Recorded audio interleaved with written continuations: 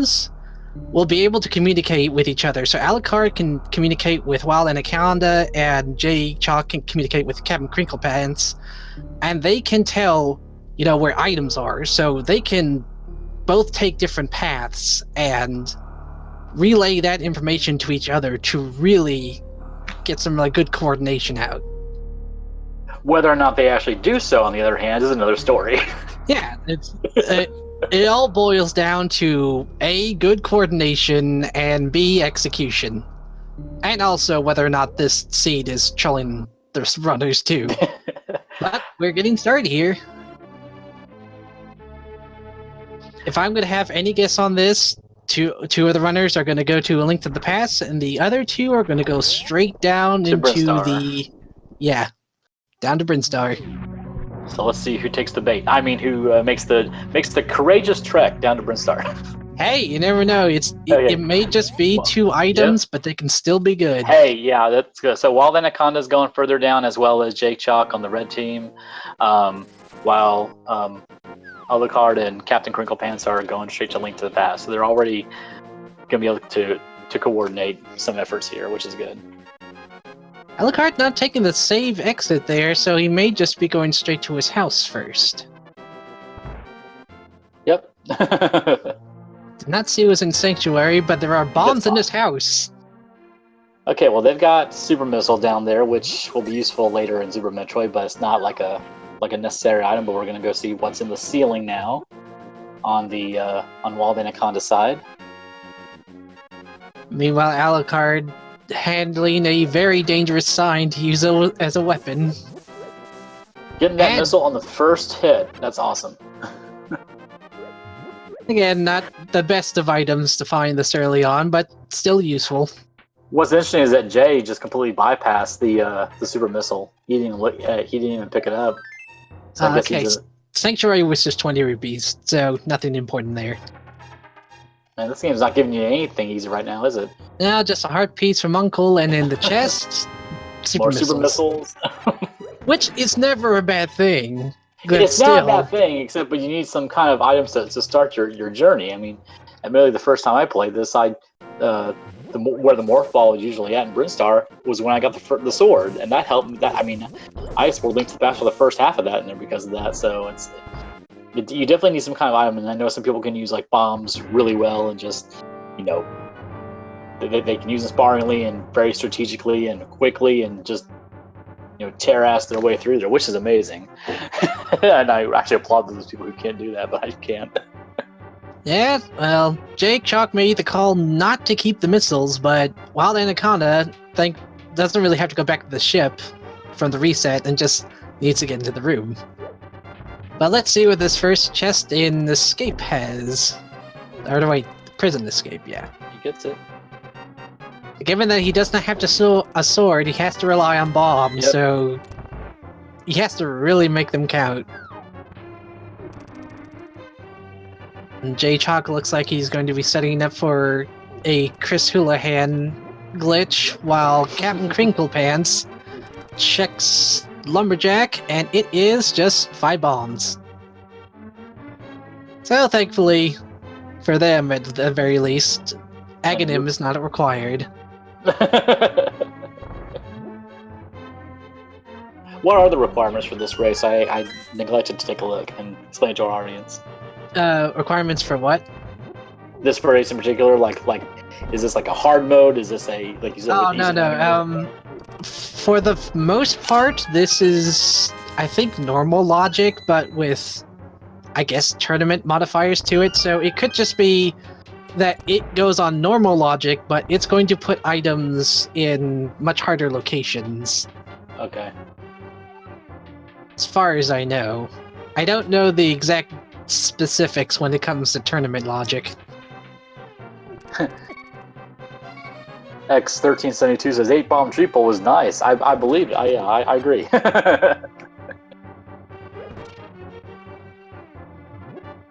Let's see what Zelda's prison holds. Lansley, I apologize for my language earlier. I'm sorry if I offended you. Okay, so it is normal logic, and Alucard found the Quake Medallion in Zelda's prison. Hey. Though whether that's going to be required for Misery Mire or Turtle Rock, we'll see soon enough. And ooh, 300 rupees in these Oh, chests. nice. He's already got blue mail and found the lost woods. Anaconda does. That's nice. Yeah, early blue mail is really nice to have. Yeah, that Quake though. No kidding, right? That'll open up either Turtle Rock or Misery Mire. And that's only if they have those requirements. Either one could just require Bombos or Ether 2. But that's also the fact of whether or not Misery Mire or Turtle Rock are going to be required at all. Good point.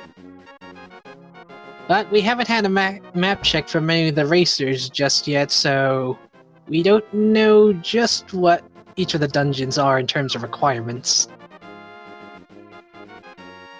Let's see, a Moldorm cave check here. Oh, he's getting kind of close to death there, though. Oh, and there's a death for JayChalke. Ooh, and Spazer in Tavern. Oh, and Pegasus boots from the Merchant. Nice. Early Pegasus is really nice. That will help them, yeah, speed through areas.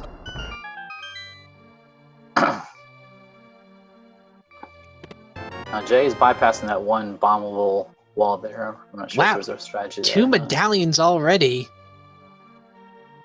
It was Ether Tablet in, or Ether Medallion in the chicken house. Nice. Well, the thing is, yeah. I mean, yeah, that's nice. So they'll be able to open up both those dungeons. Or the seed control both of them and require bombos for both. Oh gosh, no kidding. Wait, is that possible? Can you? Is one of the logic possibilities that you need one medallion for both those places? Yeah, it's totally possible for both dungeons to require the same medallion. I was not aware of that.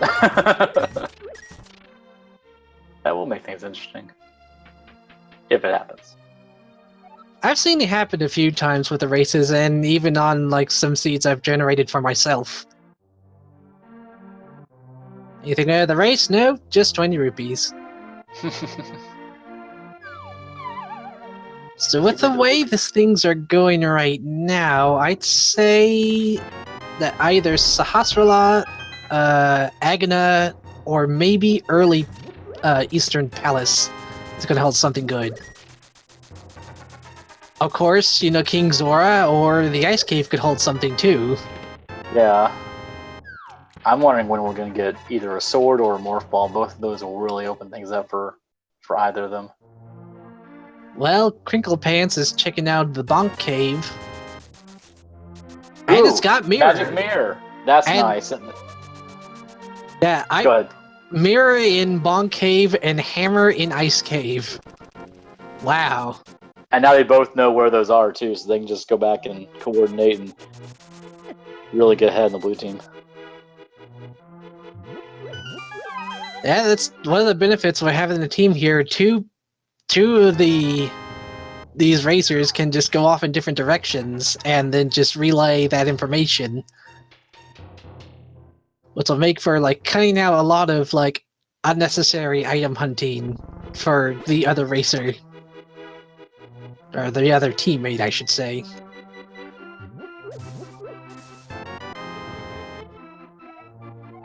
Oh, is that what the text stands for? I've always wondered what that stood for, but I guess it just says Samus. Well, we're getting to check in Agonon's cave. And even though he doesn't have bombs, Pegasus boots can also get him in there. Oh, and there's Flute! Nice! So that opens up Death Mountain for them.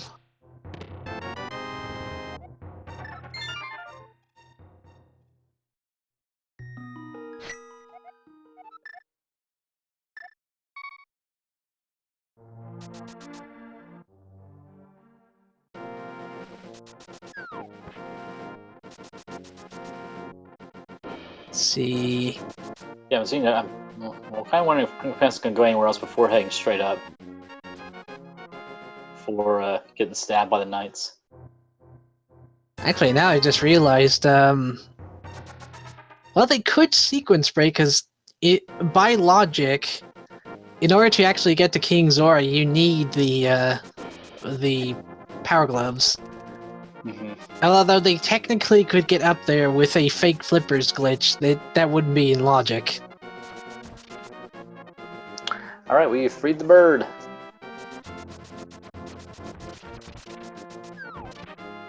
I am kind of curious on where the lantern might be. So we have not seen the lantern just yet. That lantern can be in the worst places too. I know from experience.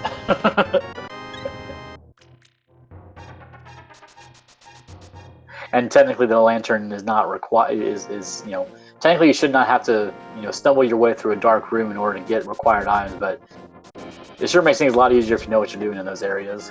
Yeah, it's not necessarily required, but by normal logic, it plays by like just standard rules, like as if glitches are not Ooh, involved. Spacer Beam for JayChalke. Which is always good to have until you get like something like Plasma Beam. Mm-hmm. WildAnaconda looks like to use fake flippers in order to check the hobo. And just a piece of heart. The CapnCrinklepants is doing the same thing and is probably going to be equally disappointed. Only he did an interesting transition there. I had no idea you could do that from the hobo. Neither did I.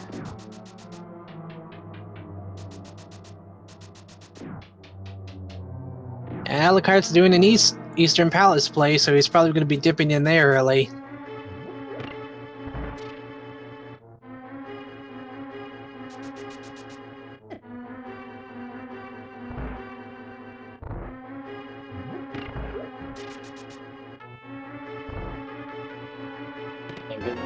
Big key for the Eastern Palace.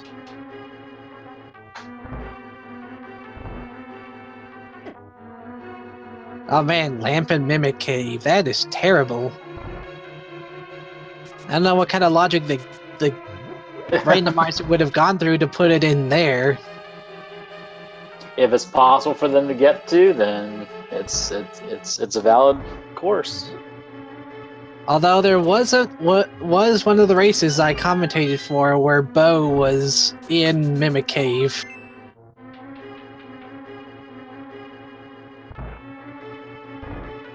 Yeah, that is a good possibility. Eastern Death Mountain is open for them since they have both access to Mirror and Hammer. Nice energy tank in the Eastern Palace. So they got one more item to check in here, and given that he's found the map by this point, it's probably the compass. Or What's could funny to me, yeah, it's like a room like this, like that you still have like it's still like completely dark. Now, obviously, in the normal game, you get the lantern early on, so this isn't a big issue. But in a randomizer race like this, it can definitely cause a huge issue. It's like the programmers of Link to the Past knew we were going to be doing this, 20 years later, and decided to troll us in just that regard. Now, thankfully, these early dark rooms aren't that bad to navigate, but still, they can be pretty tough for newbie players. Mm-hmm. I think I only managed to memorize like the first one, the under the sewers one in the escape scene. Since he found the map there, then that means the boss is holding the last item in the dungeon. And unfortunately, he can't get in there without the bow. But we are getting a Zora check from CapnCrinklepants here, so all bets now, are we going to get ripped off, or is he actually going to give us a good item? Place your bets now.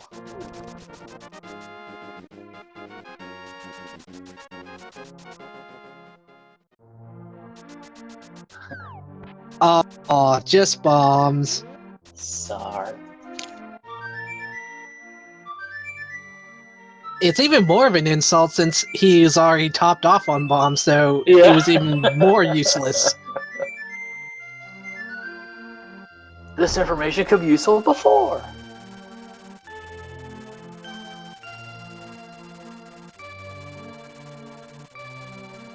Let's see, Alucard's got his flute activated, and Anaconda is going to be checking out Death Mountain. The ledge only had an energy tank, and it looked like the cave only had missiles to it. Alright, Anaconda going to the Dark World, and he's a bunny. Now we got a Dark World check. Let's see, Ice Palace and Turtle Rock are both pendants, and the 5-6 crystals are in Thieves Town and Skull Woods. So that means one of the dungeons in the Light World has the green pendant, but I'm not sure which.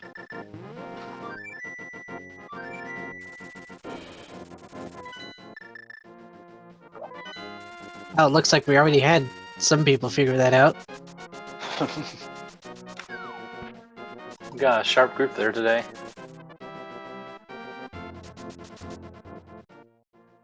If red crystals are in Thieves Town and the Skull Woods, that could mean an early pyramid check. Although this is all dependent on if they find the fire rod early too. Miss Metroid's like, whoa! Float hammer, mirror early? It's like, yep. Yeah.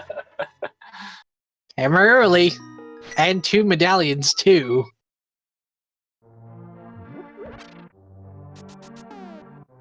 As powerful as the hammer is, it's kind of a bad weapon. But it's better than nothing. In the words of Mighty Number 9, it's better than nothing.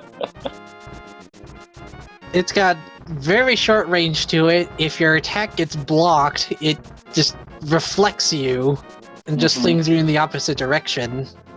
But I think it has the same damage as a tempered sword. If not, just slightly more. Oh, Anaconda's sending himself for a bomb jump. Boom! Not bad. And all that for a map.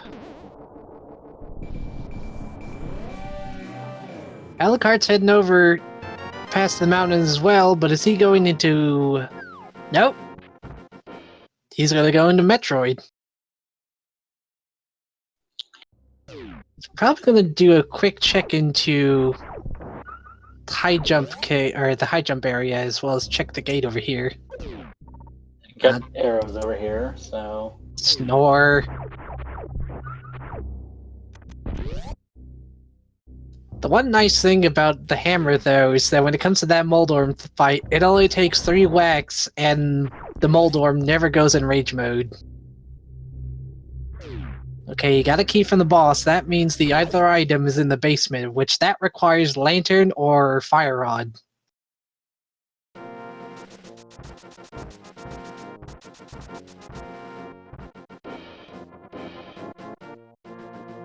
So you gonna go in the... Yeah, he's gonna go in the high jump room. Oh, just the heart piece, and he missed it. He's gonna have to wait for that critter to get back. Or just reset. Sounds like a good solid... Nope, yeah, or that.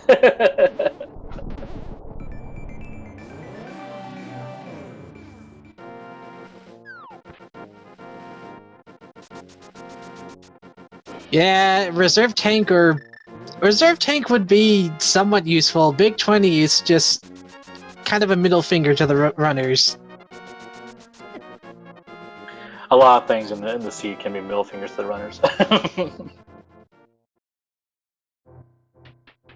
See, both are making the plane to Eastern Death Mountain to check and see what's inside.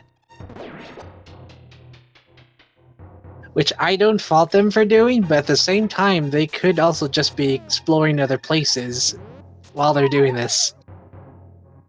That'd be the smart move.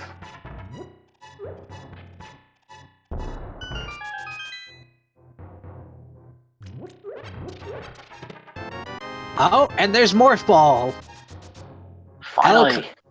Alucard found Morph Ball in the Paradox Cave.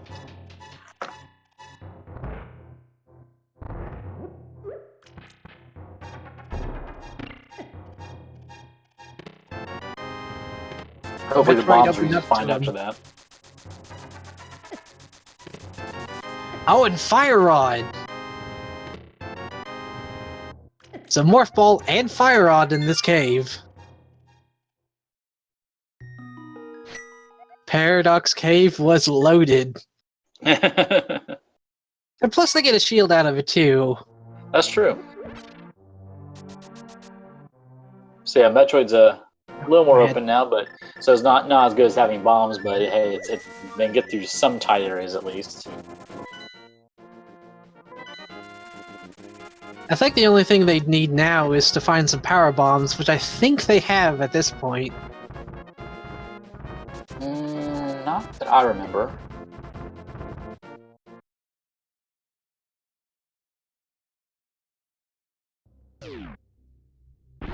Oh yeah, Alucard's got Power plenty of bombs. power I'm bombs. sorry. I'm sorry. For some reason, I thought you meant normal bombs. That was my fault. Ooh, Charge Beam in the Morph Ball or I guess that's missile location. Yeah, I think it was a mislocation.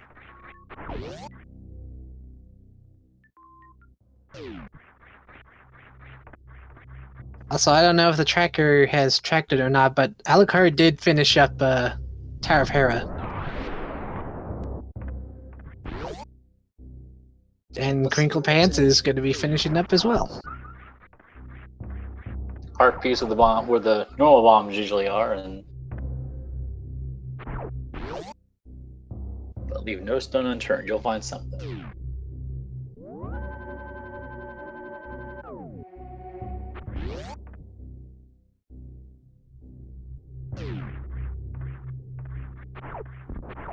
Crinklepants just couldn't beat the Moldorm, so you can try it again.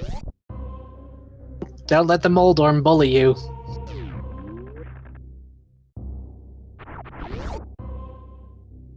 Give him the chair!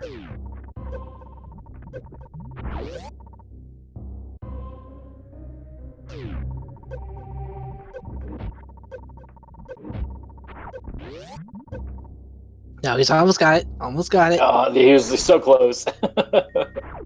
Boom. WildAnaconda's doing a gauntlet check, while Alucard did a bit of a hell run into the ice beam area.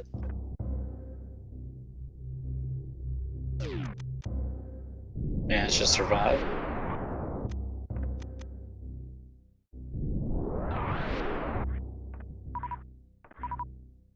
Well, CapnCrinklepants has that done, and JayChalke got his Morph Ball and Fire Rod.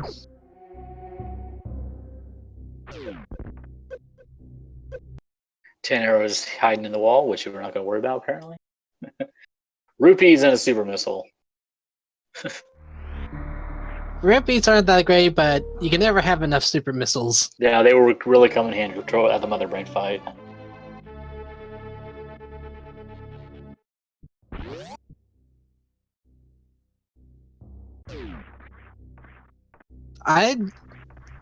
Well, technically, the first room in Gauntlet is in Logic, since you can... Well, actually, no. This is normal Logic. I don't think it would put the first room in Gauntlet into Logic. Oh, I guess it is in Logic. Never mind.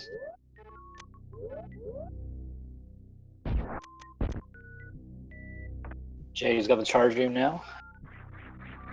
Yeah, unless you have something like Speed Booster or Screw Attack to get through Gauntlet, it is a pain. It's already heading towards Kraid. Yeah, it looks like that. Anything good in the side area? Ooh, the sword! So that one, Spider Sword. Never realized that was the official name for it. I always thought it was just like sword. Or Uncle Sword or something like that.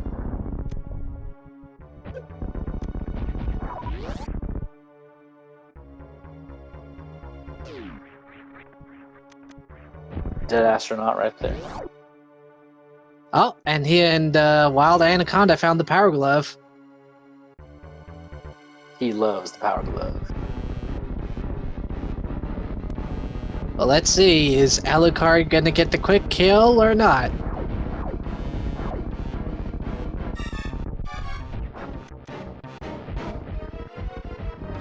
Yep, there we go. Nice. That's a quick kill for Alucard. Grades off the map.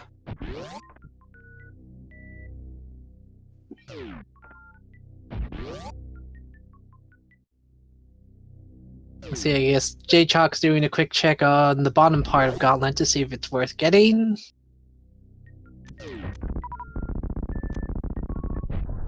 Not sure where CapnCrinklepants is. I think it might be going after the old man. It says he doesn't have sword, he has to rely on hammer, and it's not the best at, like, figuring out your location. Most certainly is not.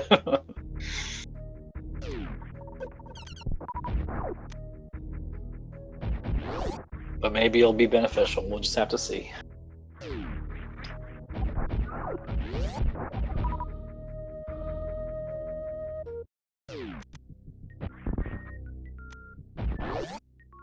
That's Alucard heading out of that area and heading into Red Tower, while Anaconda's in Pink Brinstar. Nothing useful on that top pedestal.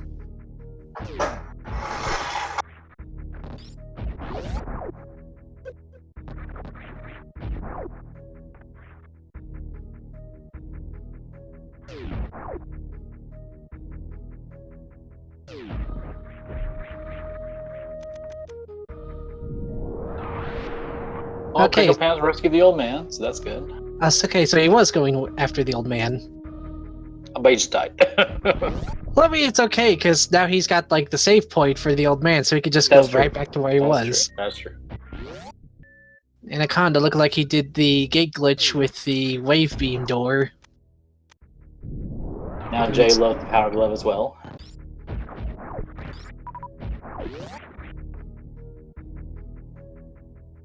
It is pretty dangerous to go after that item location if you don't have Morph Ball, because unless you're quick enough to jump out of that, you can just soft lock yourself in there.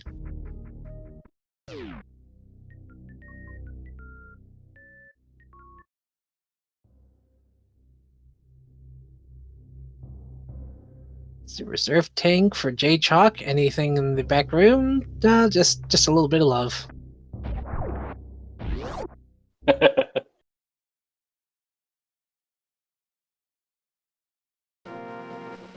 I'm still surprised that none of the runners are, like, checking the basement to Tower of Hera, but then again, it could just have map or compass.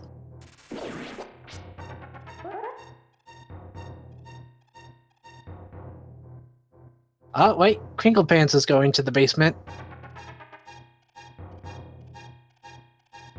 And it couldn't hold anything good? No, more bombs. Samus's new role as bomb man. The bomb woman. Well, that should be Link that has the bombs, not Samus. Fire Sword was on the small little item area before Kraid.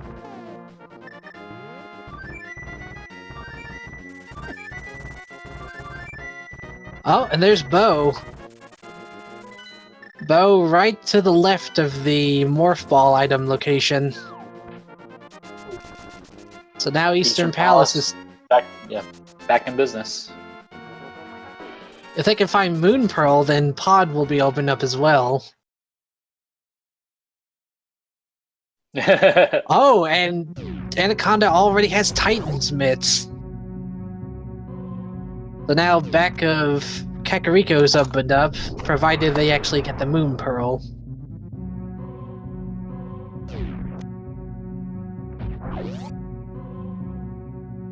Anything in the Billy Mays room? No, just missiles and a rupee.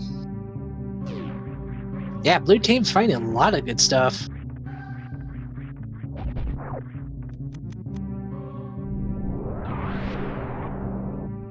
I think the only thing they'd be missing at this point is, like, finding Very Suit or Gravity Suit. Then they can really go exploring. Oh, light was found? Was that at the Spore Spawn item? I don't remember.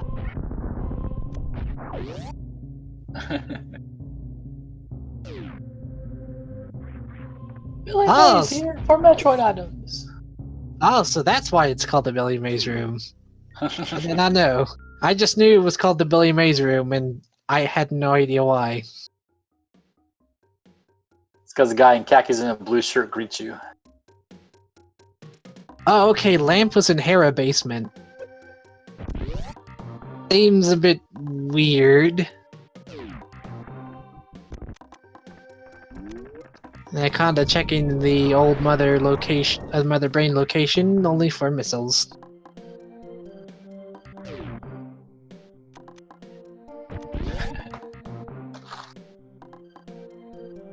Torsi, never know. Someone brings up a good point. Pearl could be on Pyramid.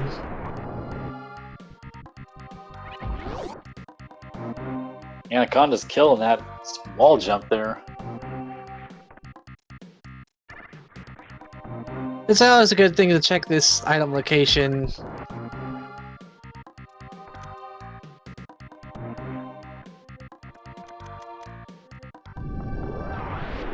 Anything down charge beam? No, just an energy tank.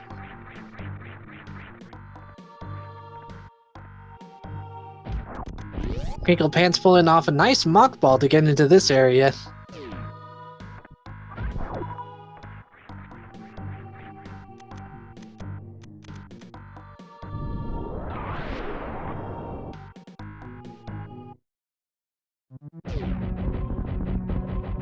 Not necessarily.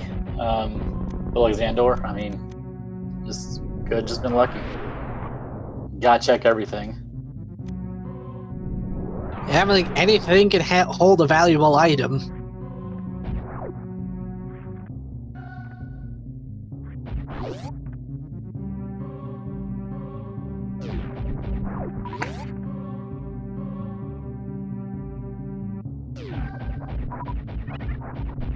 And it kind of doesn't have speed booster or grapple hook to get over to wrecked ship, but I think they're gonna check out to the top portion of the tower. Or no, wait, I guess they are heading over.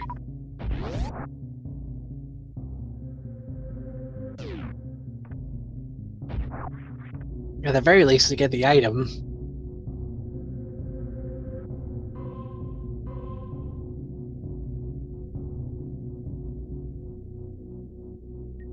Oh, it looks like he's gonna try to pull off a tricky jump here to get to the other side.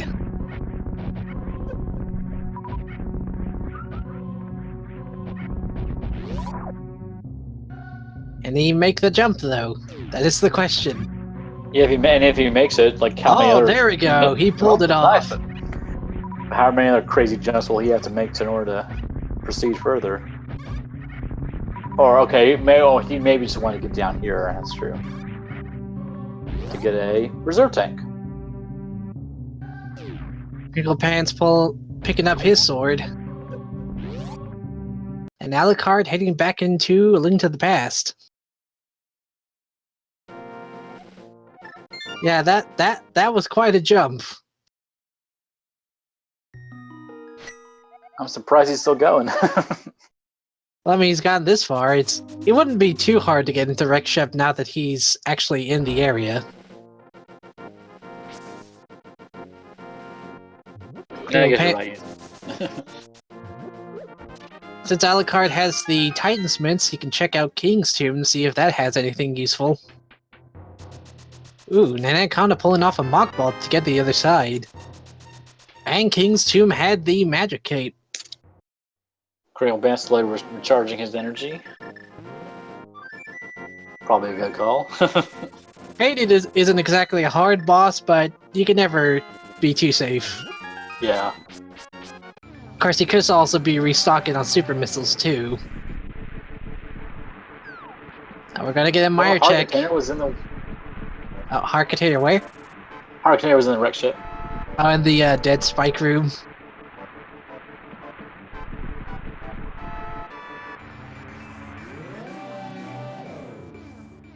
Meyer was Bombos.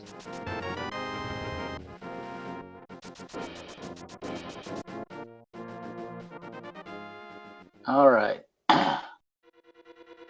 Since Alucard does have the Titan Mitts and the Pegasus boots, he can easily clear out Desert Palace from here. JayChalke did not get the quick kill on Kraid, but it's still gonna make quick work of him. He's okay. Doing pretty good. Oof, Desert Palace. Facing off against the wreck ship ghost now. Yep, Fantoon. So gonna get. See if he gets the Doppler effect here. Oh, almost. It looks like he kind of got it. The trick to getting as much damage as he can in Fantoon is to just get in a few two-shot missiles on him each time he passes by, and then try to get 3 when he's going on the last pass-through. Yes, if you go through super missiles on him, he will whoop you. It's best to save the super missiles when he's almost dead, like when he's like practically red. So that'll just quickly finish him off. But before then, it's less like he punishes you for trying to defeat him early. Which may not be far from the truth. Also, Malachris, no, this match didn't happen already. This is a different team. Same game, different team. Yeah, this is the 3rd race today, with another race happening after this. Oh, and another sword in... Another sword in the wreck ship, yes. So, but it was Anaconda's first, so Anaconda hasn't made his way over to Kraid's lair yet, so once he does, and if you share that information with Alucard, then he can easily get the Master Sword easily.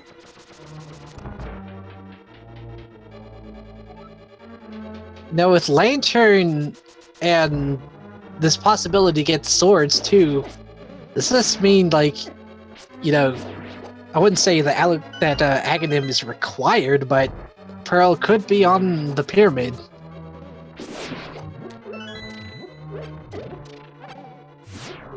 I don't know, anything's possible. That'd be both funny and trolly at the same time. Maybe not so funny if you're actually playing, but funny for us, the viewers. Which is all that really matters. See, Alucard is low on magic here with the Fire Rod, but he could still get at least some quick kills on the landmost worms here. Oh, he's refilled a little bit. One of the benefits of having Fire Rod early against these bosses, you can make quick work of the worms.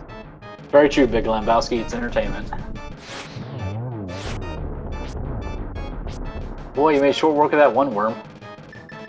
And unfortunately, he ran out of magic, so he's just gonna have to hammer this one.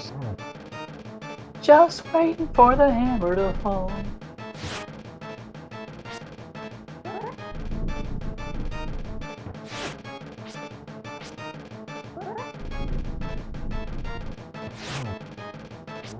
Almost got him.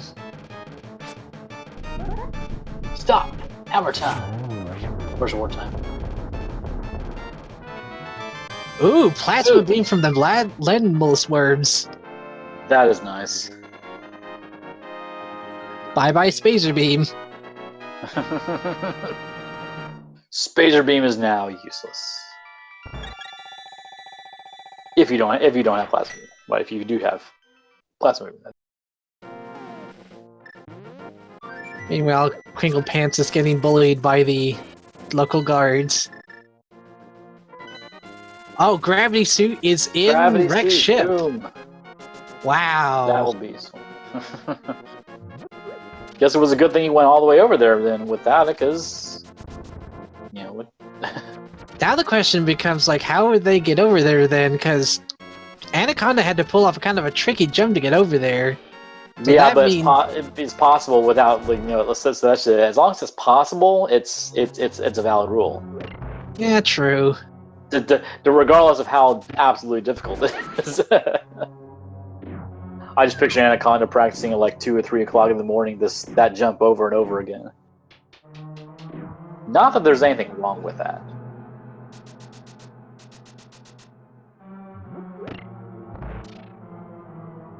Not sure why JayChalke is wasting missiles just to get past those gel monster things.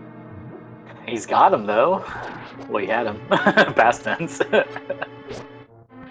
Crinklepants heading into the sewers to check the cross item location. Meanwhile, Anaconda is keeping track of one of the little flying monster things. Possibly to check the item that's up there.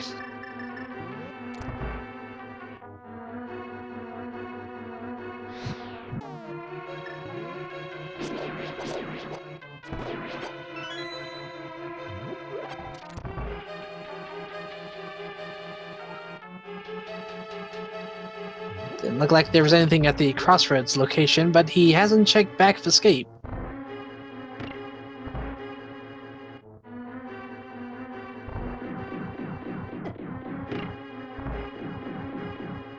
Ooh, interchink. And they pulled off a nice wall jump to get up there, even though they missed the flying enemy.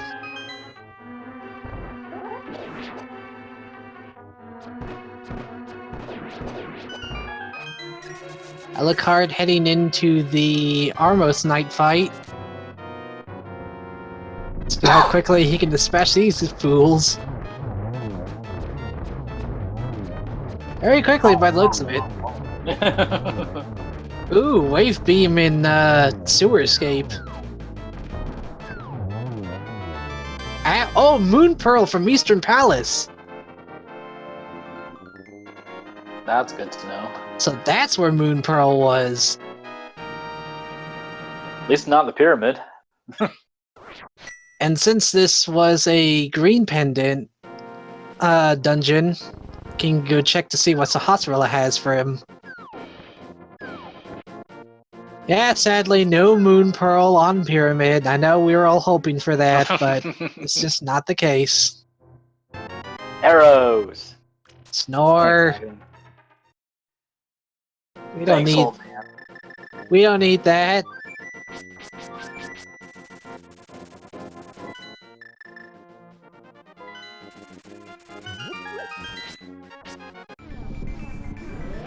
Another energy tank.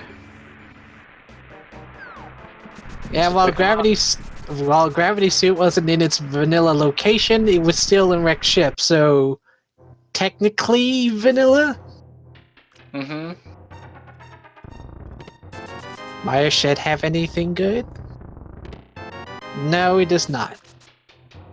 Just useless items.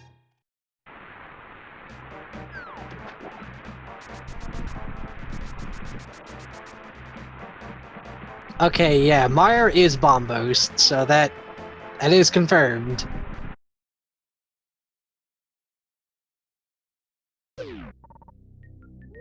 Not sure why Alucard's dipping into the back part here.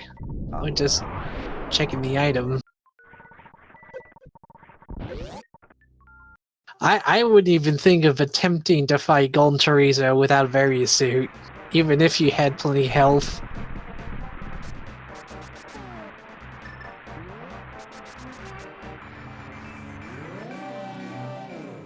Yeah, we can certainly dream that pedestal is going to be required for this. And just a heart container in Checkerboard Cave.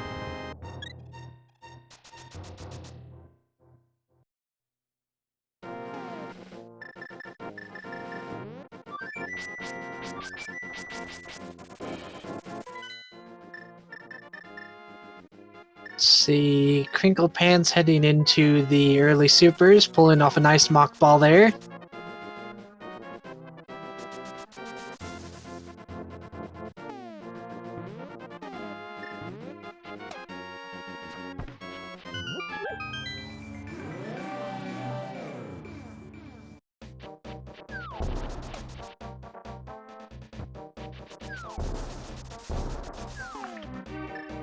Well, since Alucard has both Titan's Mitts and Hammers with his Moon Pearl, the whole Dark World is open to him. Yeah. So while Anaconda is exploring more of Super Metroid, Alucard's going to be checking out a lot of Dark World. Missile, arrow, missile, and good. Ooh, the cannon of Birna. The delicious cane of Brian. Brian. I'm gonna call it that from now on. Honestly, which is easier to pronounce, Berna or Brian? I'm gonna go defer to you fully. That's correct. It's like that Pinky and the Brain where they called him Brian. That's Brain, not Brian. Not the most exciting item to get there, but Cane of Brian does have its uses. Yeah, there's that one spike room up in the Dark World, which may or may not have something useful. Ooh, that wave beam I saw? Yeah, Wave Beam was in Sewer Escape. So at the very least, I don't have to do gate glitches from now on.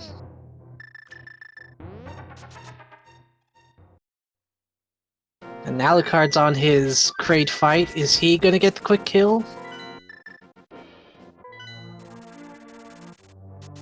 Brian, we found your cane! Anaconda gets the quick kill. Nice.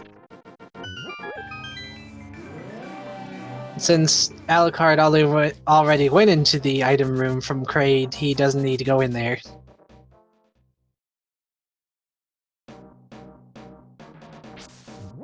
Saves you a couple seconds for sure, if you know it's not useful.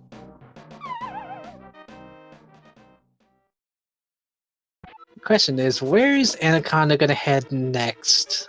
He does have the gravity suit, so he can explore all of Meridia. Yeah, if they do this right, they'll divide and conquer pretty easily and know where everything is and take notes and then just go from there.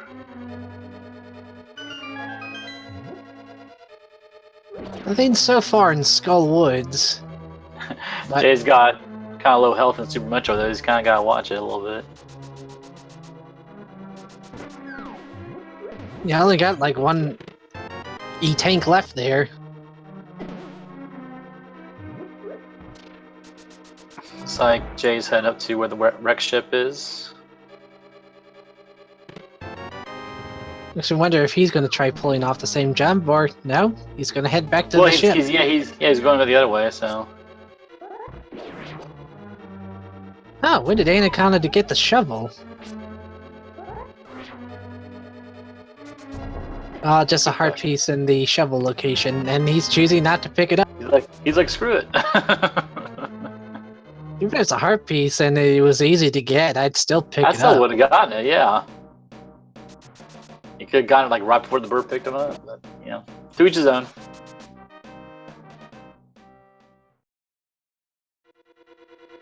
Given Anaconda's location, looks like he's going to be clearing out Desert Palace as well.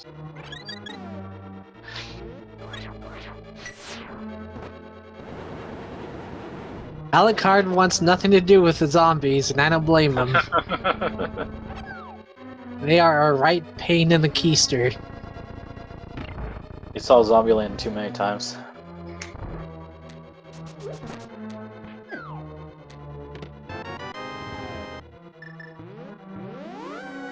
So this is pretty interesting. We have blue team in A Link to the Past and red team in Super Metroid. More than likely, they're trying to find anything to help them get into wreck ship.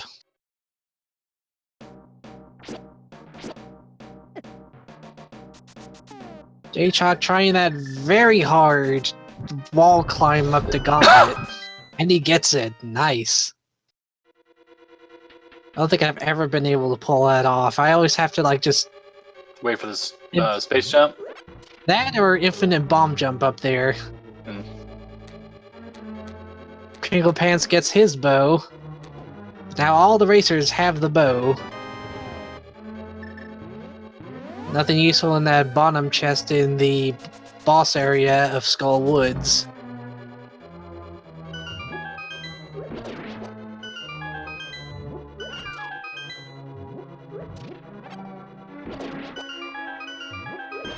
Oh yeah, we're in chat. We're kind of wondering what happened to the where's the grapple? That's a good question.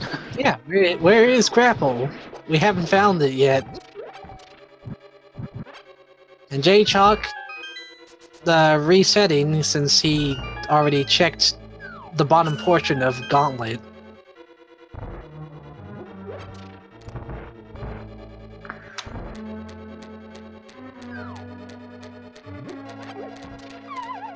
Let's see how well Alucard can do against this Mothula fight, because the race I tracked on earlier today, Mothula was trolling all of the racers. They only managed to, like, kill him on their second attempt when they actually had a blue mail and more health.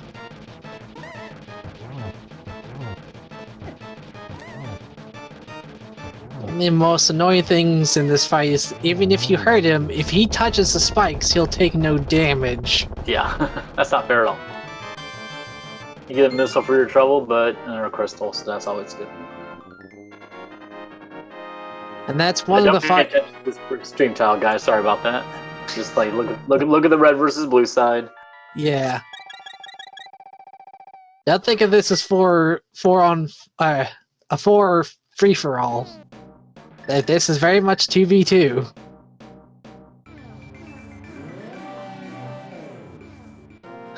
Respect for killing Moth with that stupid hammer. I agree. I'm surprised Alucard's not making the... Oh, I guess he's just taking a shortcut to the portal in. Because I was about to say, I'm surprised he hasn't been wanting to check Dark Kakariko. Anaconda found the cape in the graveyard. Which means Bumper Cave is opened up for him. Whether or not Bumper Cave actually holds anything useful.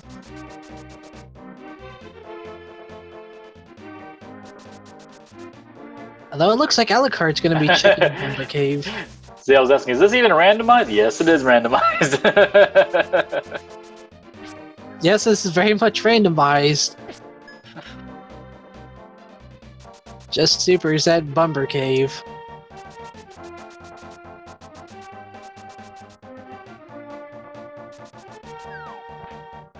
No, I think Spike Logic is in Logic right now, because Alucard's got Moon Pearl and Cape.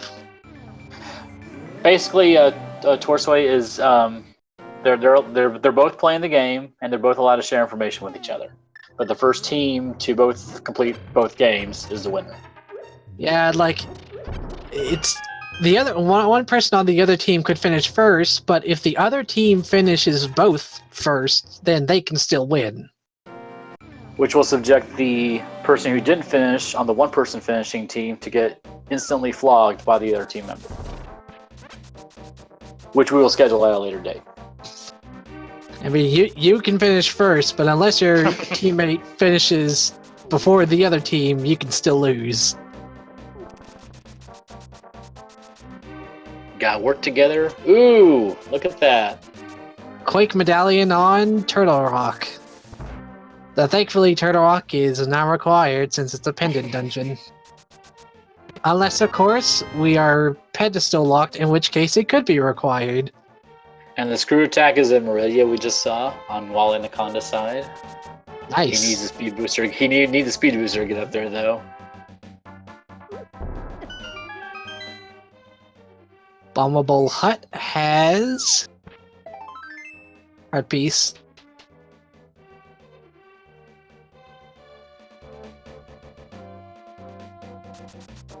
Mama Turtle Room has high jump. It's gonna make traversing around Meridia much easier.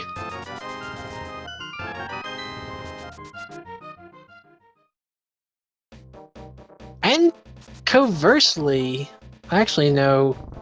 I was gonna say it would have made getting into Wrecked Ship easier, but then Gravity Suit was in Wrecked Ship. Yeah. That would have made much sense.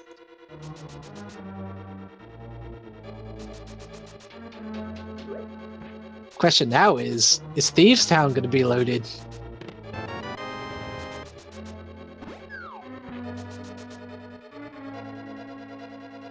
Hoping for that Bombos on Ped.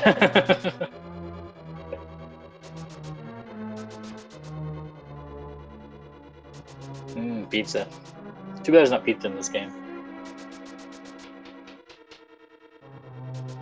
Well, I don't know. The Triforce could be cleverly disguised as pizza.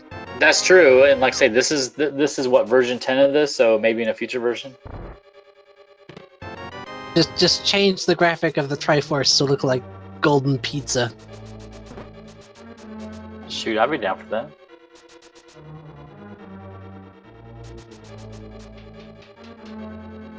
Well, JayChalke gets Tower of Hera finished up. Oh, where was Hookshot? In the beach area? Yeah, Hookshot's in Meridia. Nice. In the beach area. So. I don't think any of them have found flippers yet, so Swamp Palace is still locked off. The Triforce grants you the wish in your heart, so just wish for pizza. See, there you go. You can wish for anything in the world. I want pizza. So, okay, do you want anything else with that? I want it to be a really good pizza. A really good pizza. Like when Homer and Apu visited the great Cookie Mart convenience shop owner. Are you really the head guy? Yes. Really? Yes. You? Yes. I hope this has been enlightening.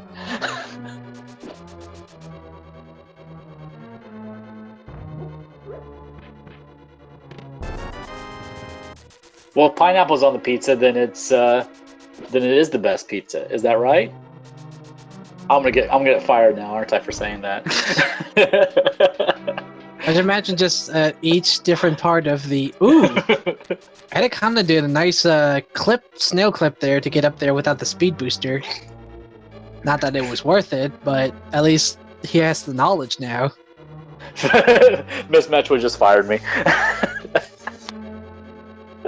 I was just gonna say that, like, each slice of the Triforce has different toppings. One could That's be true. like... They do have their... Yes, just true. They can have different toppings, so you don't even... That's true.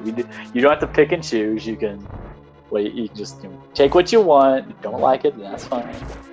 One is plain cheese, other is like pepperoni and sausage, the other is pineapple. Oh man! It's freaking Zora Flippers in Thieves Town in the cell. The real kind. Anything in the big chest? No, just the map.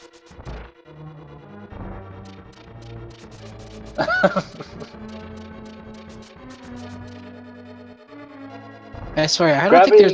Oh, go ahead. And NZ's gravity was in the wreck ship, but not the normal location. It was elsewhere in the wreck ship.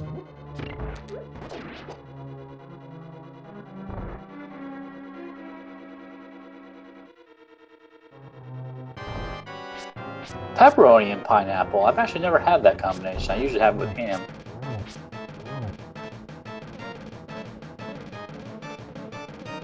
What? That Vaden was the monster this whole time?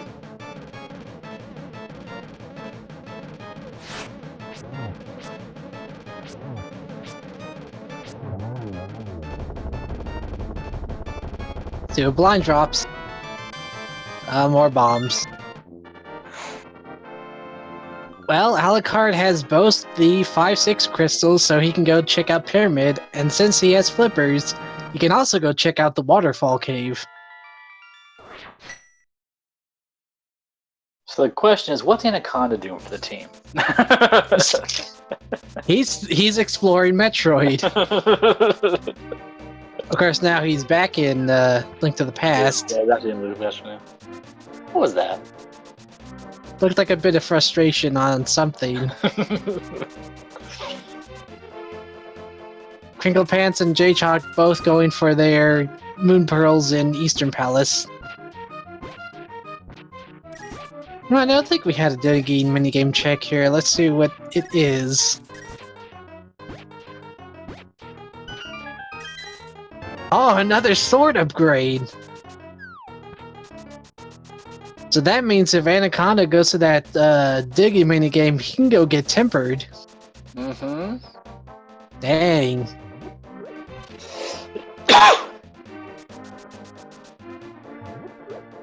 And let's go see what the Smithies have. The Link and the Frog.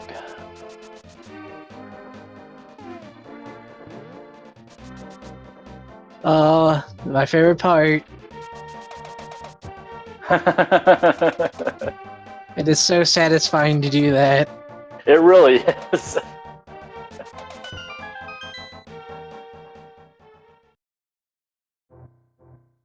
For But bombs. nothing good in there.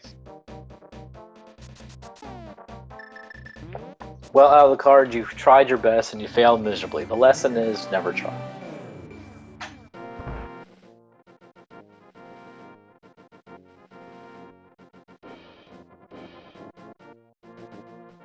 I gave you back your brother now. Give me something. Oh, okay, 20 rupees. Yeah, thanks. Cheapskates. I mean, they gave you money. 20 rupees. That's about it. At least they didn't. At least they didn't give you 1 rupee. I've actually never seen that happen. If that was the case, go ahead. Go ahead.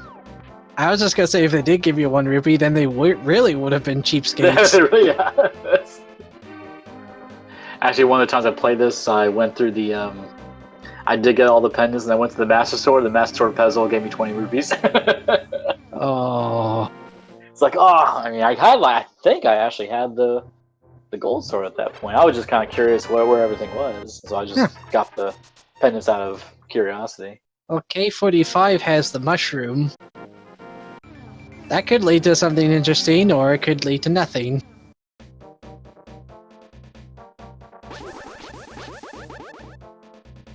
Does old Stumpy have anything good? Ooh, half magic! That's gonna be useful. Yeah, no sign of Varia yet. We're not sure where it is. I mean, we found Gravity Suit, but no sign of Varia anywhere. Yeah, that's gonna make Norfolk difficult. Oh man, what if Varia is on pedestal? Oh god. Suppose it's possible, but oh, an upgrade sword for Crinkle Pants in the ground again. Oh, just some love from the hobo.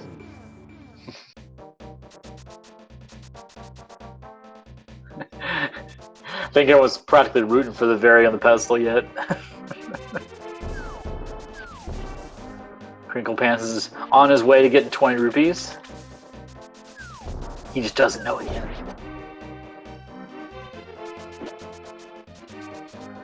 Jay's trying to find that sweet, sweet Master Sword in the ground. Meanwhile, Alucard's going to be making a check into the Pyramid Fairy. Giant bomb. There's so many bombs between both these games. There's the Morph Ball bomb, the Power bomb, the normal bomb in Link to the Past, and then the big bomb. I do like if you check any of the tablets or the pedestal, and it's like a missile for Super Metroid, it'll just say something like, some sort of flying bomb. I do like that dynamic text that the programmers put in for this ROM hack.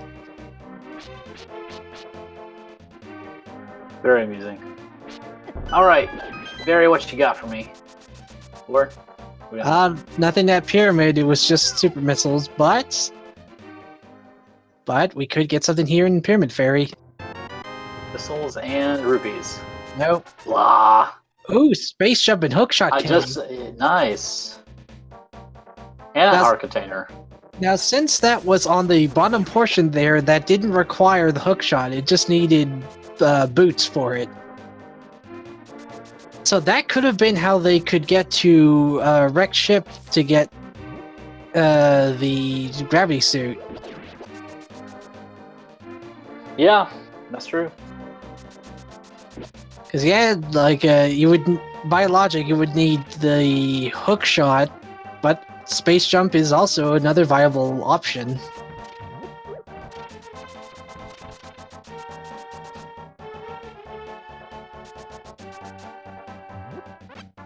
Anaconda's going in the spike cave. Without Brian. Oh, he's going with the cape. That's right. Okay, yeah, the cape.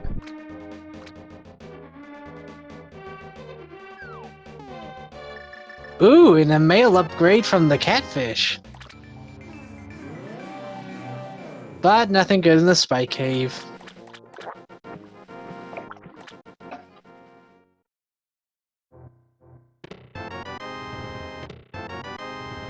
Oh man, Silver's in the waterfall cave.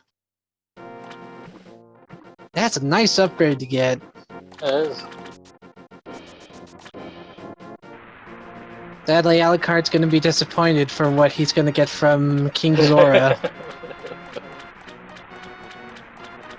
And Sick Kid just had some missiles. What's he gonna do with him? He's sick. Yeah, Alucard's been showing some really nice routing, even with like all the stuff the Seed's thrown at them so far. Bombs!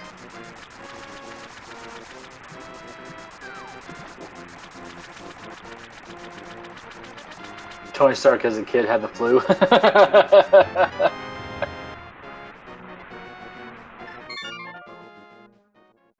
And that kid went on to build the Iron Man suit. To help combat his flu.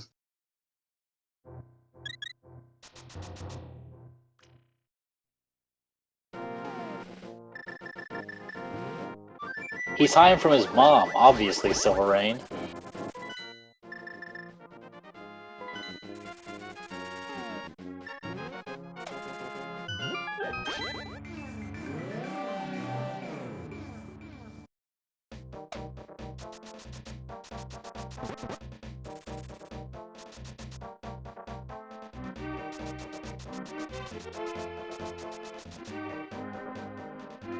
CapnCrinklepants getting his mushroom from K45, and JayChalke soon going to get his Zora flippers from this treasure chest in the prison. Sick Kid is actually Justin Hammer as a kid. That was the ex-wife, only this time it works. Very nice, JayChalke. 3, 4, 5.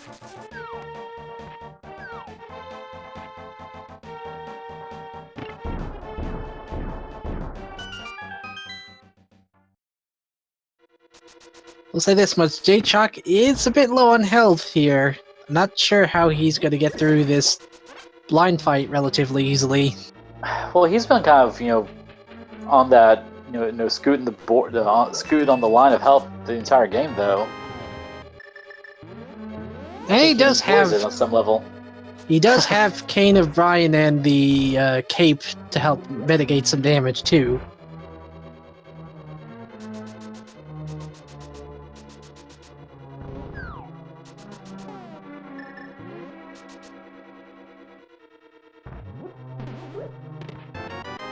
Oh, there's very suit. It was in pod. Son of a gun.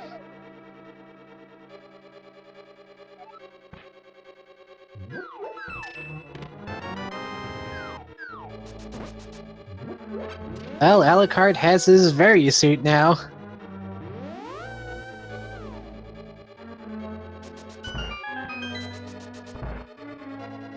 Oh, JayChalke floating a very fine line here.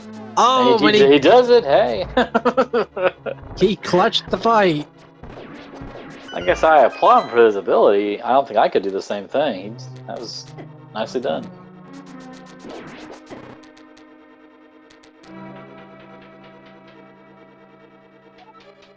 Oh, that was a good clutch.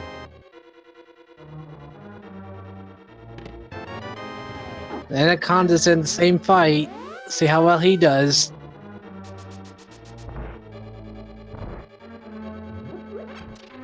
Come on, where's that stupid third head? There it is. That's a done fight with blind for Anaconda.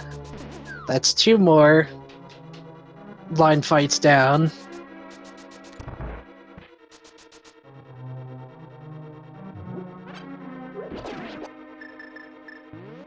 Looks like Alucard's gonna do a bomb jump. Or, no, just gonna be opening it up.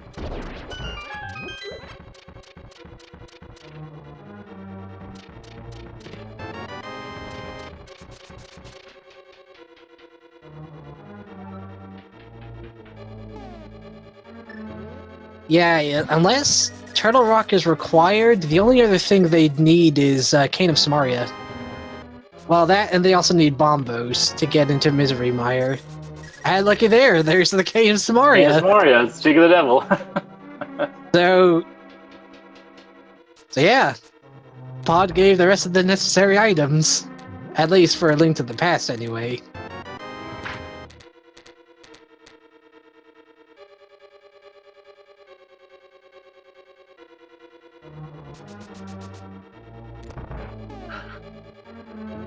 Bombos on pedestal, please. One can only wish.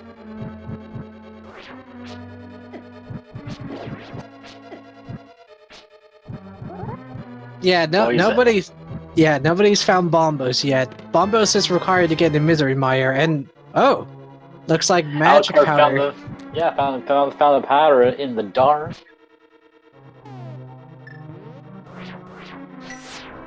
Looks like he's not doing anything. Never mind. Using the ether to get rid of this, or at least stall these pesky enemies. Couldn't see what he picked up there since it was in the dark. Variable gravity, space jump, charge, morph. Does Super Metroid need anything else? Let's see. They already have morph. They have morph, vary, and gravity. Space jump and charge. They may not actually. Speed booster would help getting through some parts. Oh, and X-rays in the big chest in Pod. Yes, speed may be required, but it's not a guarantee. If speed is required, yeah.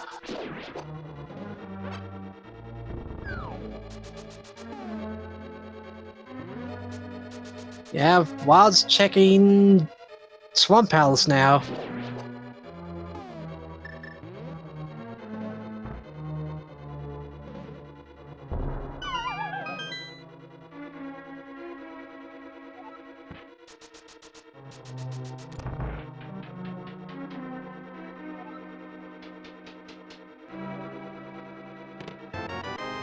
Oh, there's Speed Booster. Wow, Pod is loaded.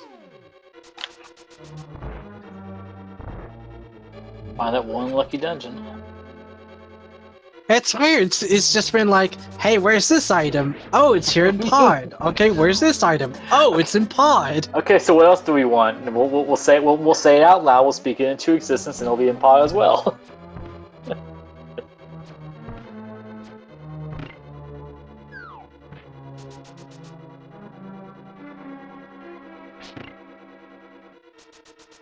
Man, I think the only thing that would make this complete is if this place had Bombos on Someone just King said Helmasaur. that.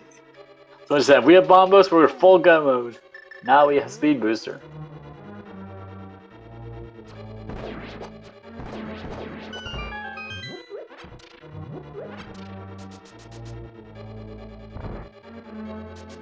Okay, so last item is just gonna be Compass. Okay, so no, not completely stacked Pod, but hey, it wasn't a bad seed there as far as Pod. I mean, that's 3 progression items right there. Well, actually 2.5 more like, since Speed Booster can only sometimes be required.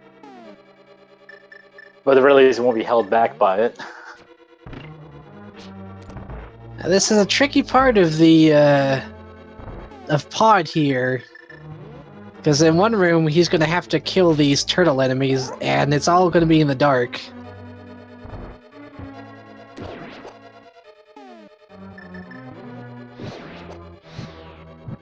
Thankfully, there are torches here to help with that.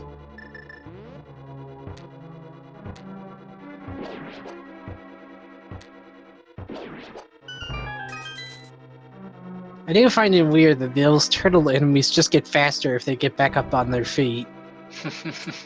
That's You really... ticked them off. You made them angry. If someone knocked you on your back, wouldn't you be a little upset? Well, yeah, but that wouldn't make me move faster. I don't know. It's pain, like motivation, like can really make you go all out. Since Alucard has silvers, all he needs to do is break off the mask and it'll be a one-shot to kill him.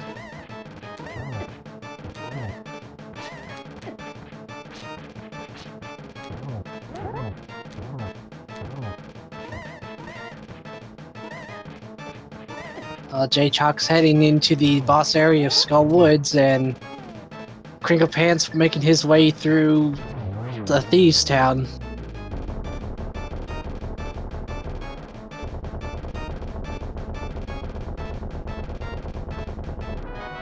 And a lovely compass pod. Yep, so they were right. It was just compass as the last item. Compass. Yep.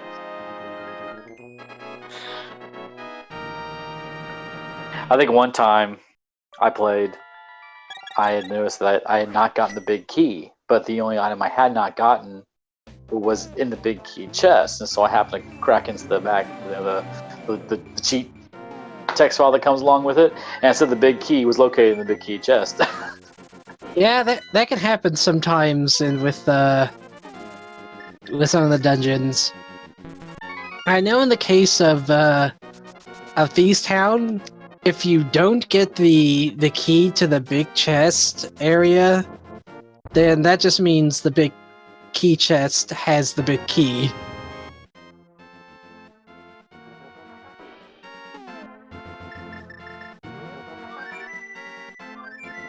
Lamp was in the basement of Hera. So they don't need the Moon Pearl to get to Hera, but they need the magic or the magic mirror. And I forgot where they found it. I know it was early.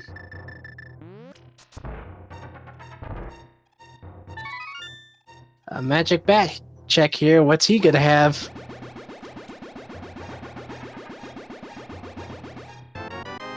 Bombs. More bombs. Boring.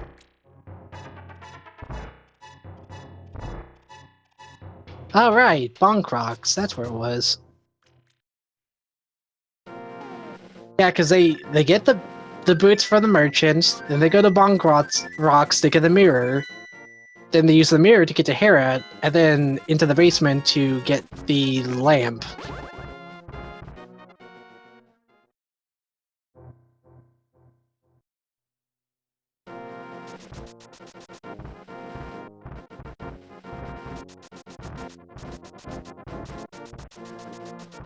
Anaconda does not have silvers for Argus's fight, but that doesn't matter. Temperate Sword plus oh, he's got the Riot Shield now. Or as I like to call it, the Butter Shield.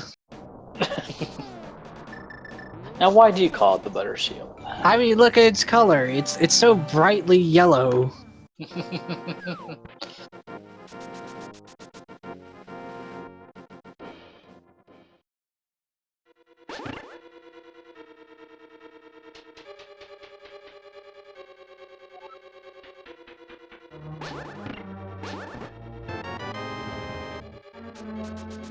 So far, Alucard's made very good progress through A Link to the Past. He just needs to complete Swamp Palace and Tower of Hera and also get... Actually, yeah, he still needs to find Bombo's tablet to get into Misery Mire.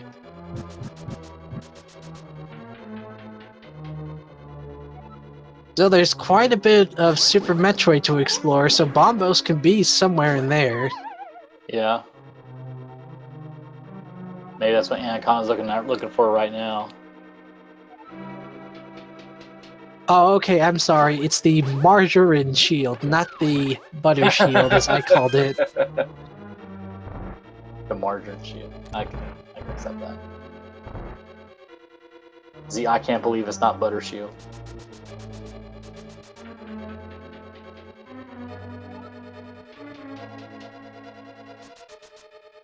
Well, the Anaconda, at the very least, is taking this time to go fight Dragon, since he's close enough.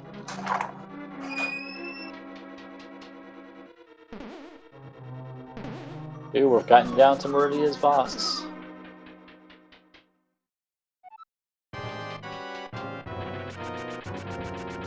Now, unfortunately, he does not have X-ray, so no microwave beam tactic here. No grapple. Not even speed booster either to get the quick kill that way, so he's just gonna rely on some charged plasma beam shots, which those in and of themselves do a lot of damage. Yeah, see, like, Dragon is already down. It, yeah, doesn't even matter for him. If you're quick enough with the charge shots, you can get him down in one cycle. Doesn't want to spend the extra 2 seconds to get that heart container. It was an unmicrowaved shrimp kill.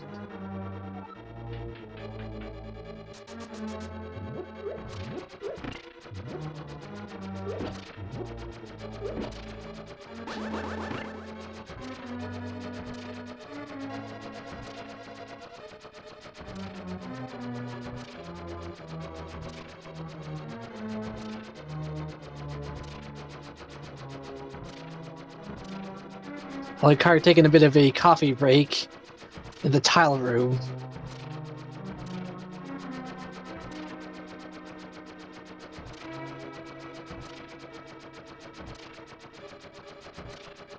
I don't even know why you would call it a dragon. It looks nothing like a dragon. It just looks like a very big shrimp.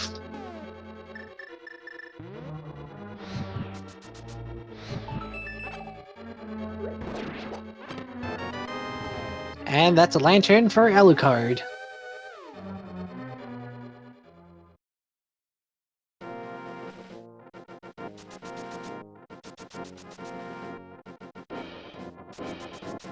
Yeah, I vote Dragon's name be changed to just Giant Angry Shrimp.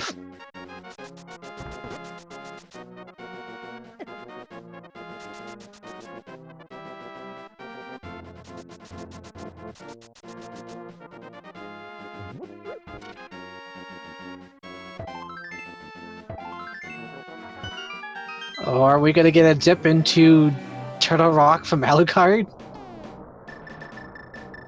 Yeah, looks like it. Yeah, I guess so.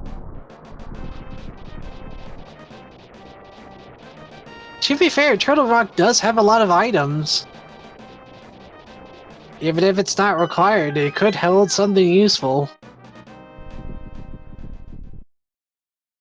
And also, they did get Quake early, so that could be a sign that Turtle Rock could hold something.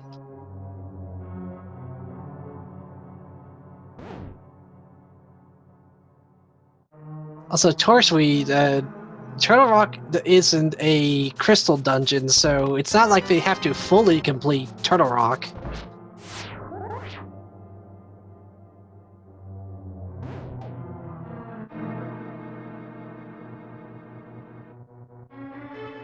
At the very least, Alucard's the one going through it, and or Anaconda, looking elsewhere.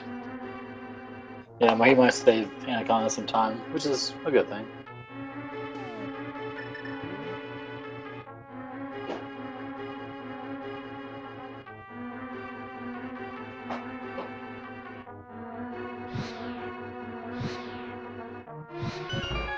Yeah, since Alucard doesn't have the hook shot, he can't do the quick exit with that, so he played it safe and used the alternate strat for doing a quick completion on that.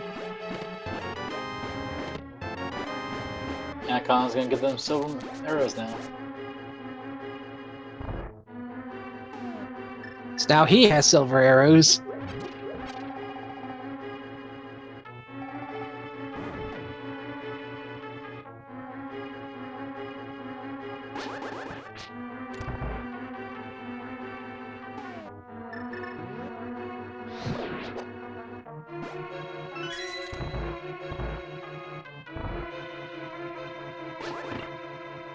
JayChalke trying his best to hit the landmost worms with arrows, and it's not really working in his favor.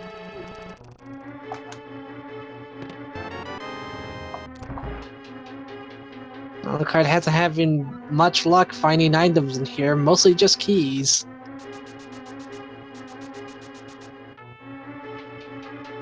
Traveling along the mail tubes of doom here.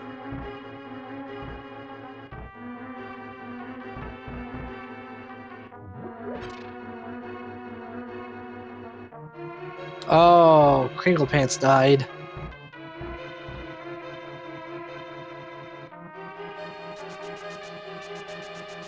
Meanwhile, JayChalke getting the kill on Landmolus and getting his plasma beam.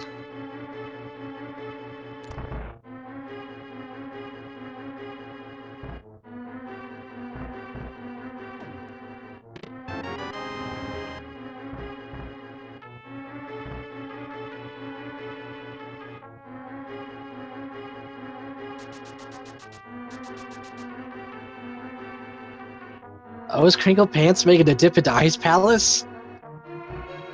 Looks like it. Yep.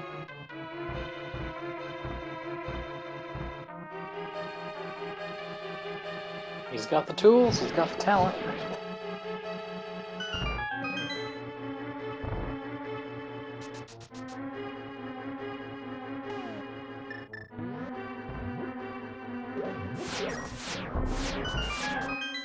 Okay, place your bets, people. Is a Mimic Cave gonna hold anything good?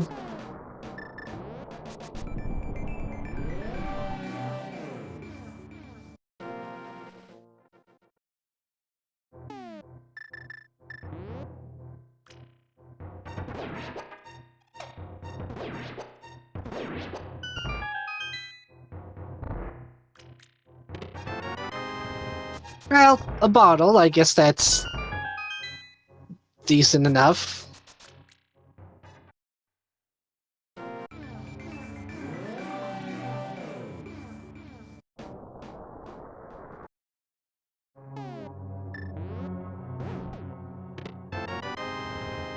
Oh hey, Morph Ball bombs!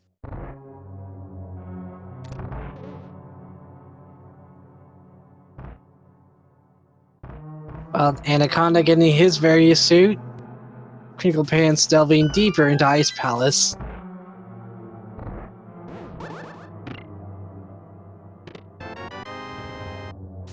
Ow, Turtle Rock's holding all of the Morph Ball items. Morph Ball bombs and Spring Ball.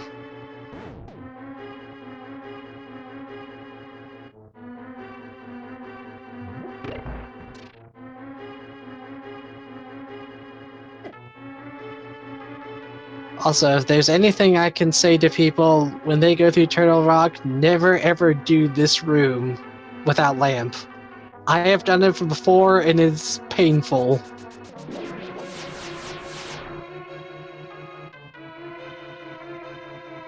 Crinklepants setting up for a bomb jump across this little gap here.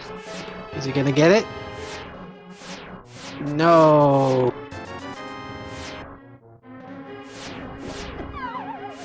Oh, and he dies too. Oh.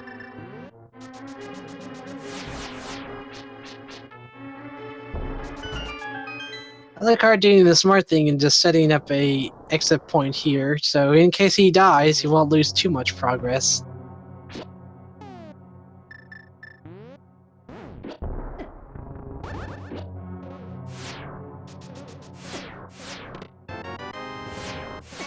Looks like Laser Bridge didn't hold anything good. And that's all of Turtle Rock save for the boss cleared out.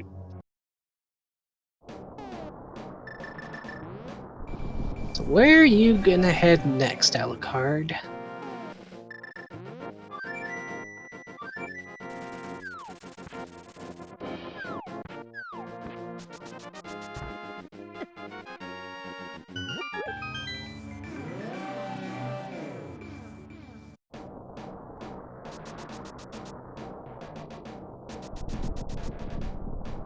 Well, it wasn't completely trash rock, I would say. It did hold Morphball bombs and Spring Ball. It'll certainly make navigation a bit easier.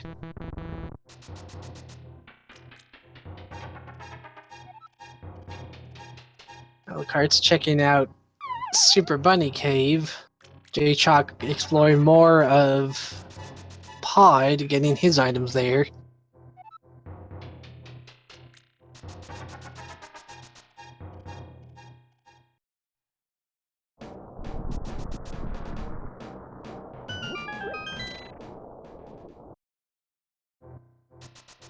Oh, gonna check out Hookshot Cave now. And getting his space jump.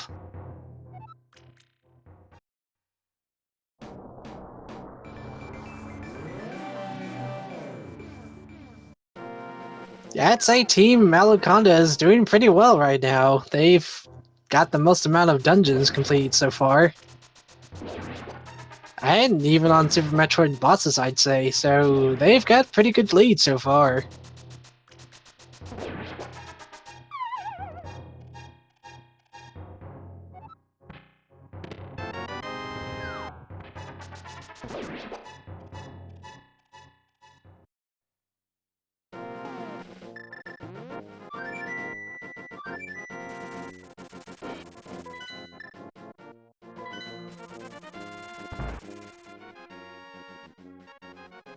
Okay, how about this? What if we just call them Conda Card? That could work too.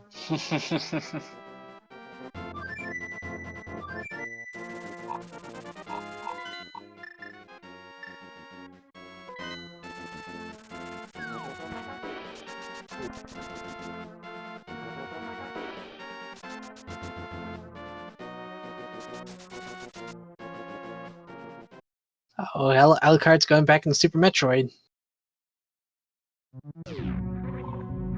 I guess since now he has space jump, he's more sure of himself to get into wreck ship and pick up gravity suit, as well as get Fantoon out of the way.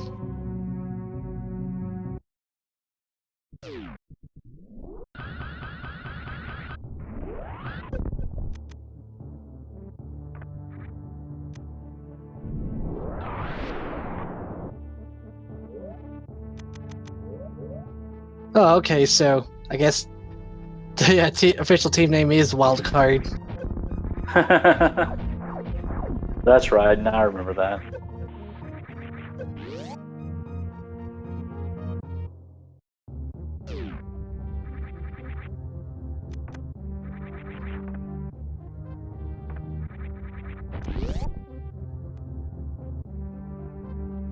It didn't look like Ice Palace held much for Crinklepants in regards of useful items. Nah, it didn't. Oh, he had to get warped back because he materialized inside a bush. That's gotta hurt.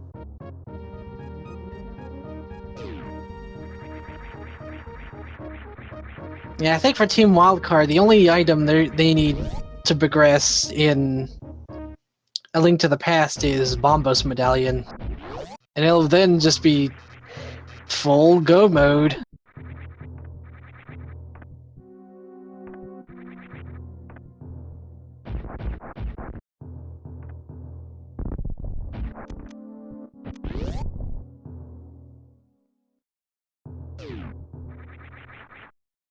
Anaconda's got Pod completed, and Alucard's well on his way to demolishing Fantoon.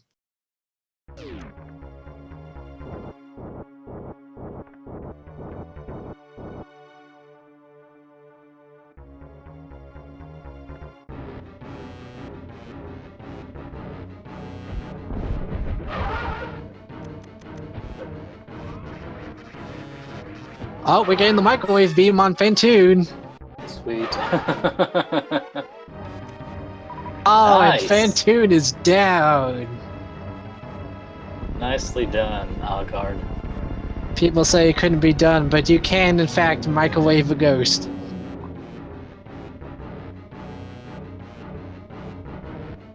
Meanwhile, Anaconda's heading back into the back of Norfair with Golden Chorizo.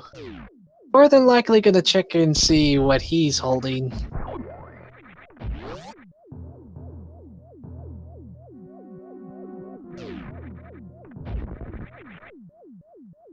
Yeah, nothing good, just an energy tank and some power bombs.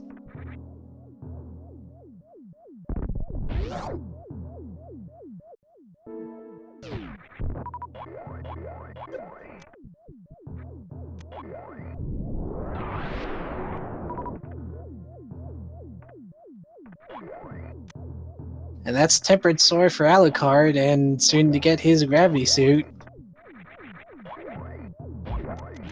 A nice use of a short charge from Anaconda to get up there.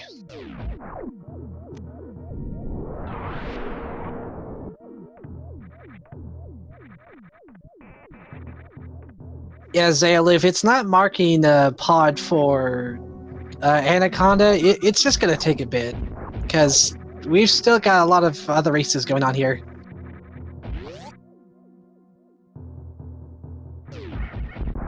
Yeah, there it goes. Just yeah, you just you have to be patient with the tracker a bit.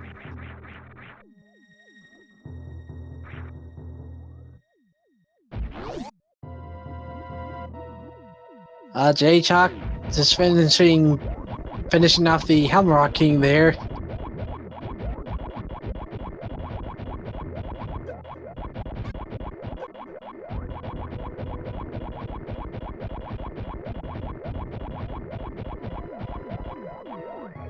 And Alucard gets his gravity suit.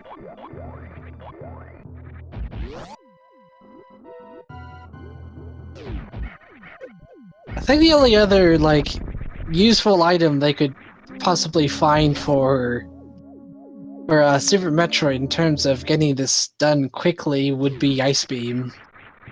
Because while it could go through Turian and defeat the Metroids with power bombs, it would be a lot easier to just have Ice Beam.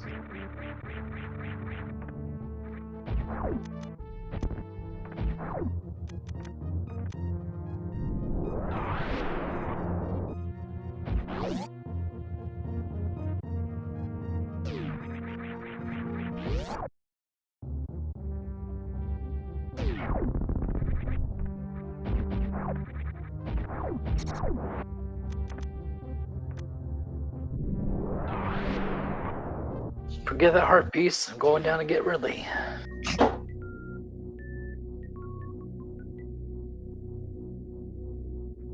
Once that's the case, it'll be open Turian for Anaconda.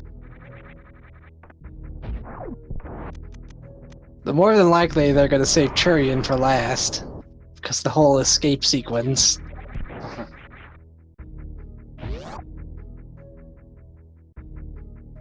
Of course, it is perfectly viable for them to do Turian first and then Ganon second. Yeah, it's either or. I'm not sure if there really isn't. I think it's just a matter of personal preference. Yeah, from what I've seen, a lot of the racers kind of feel like it's better to do Ganon first and then Mother Brain.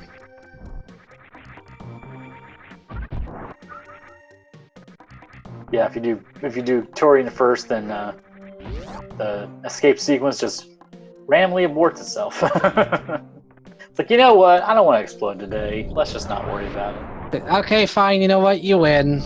I'm not gonna explode the planet. You can just go about your business. It's like the self-destruct button on Spaceball 1. Just kidding. Yeah, Alucard's checking Waterway, and it just has more arrows.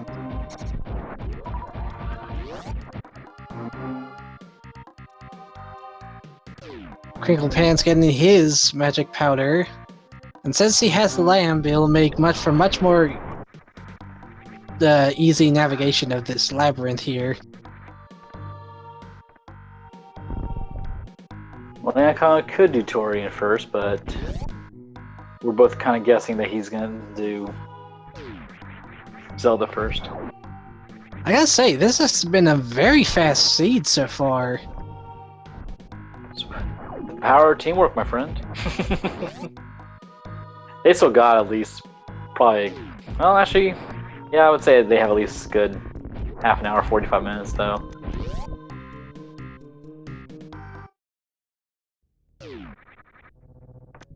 I'm not sure what the record is on this randomizer, but I don't really think there's a definitive time for the randomizer, since, well, every run is different.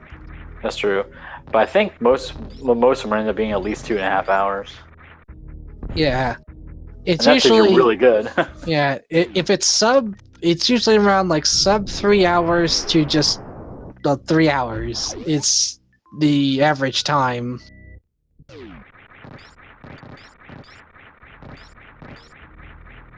Of course, then again, Wildcard's pretty favored by the fan base, so they may set a record here. We'll just have to see. Speaking of which, Anaconda just found the 4th sword upgrade in the lower portion of that Ridley area. Gold sword power. But now, I think Anaconda has both the I can't believe it's not butter shield and the butter sword. Truly unstoppable.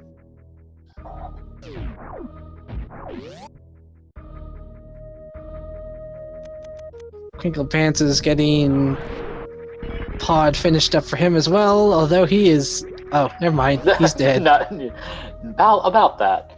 Alucard, meanwhile, is opening up the tunnel to Meridia.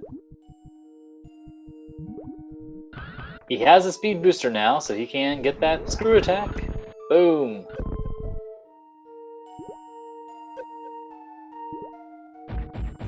So they has space jump and screw attack. It's gonna make traversing the air a lot easier and not having to worry about anything bumping into you.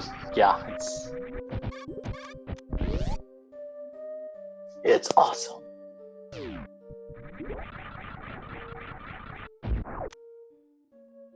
As well as getting his high jump boots.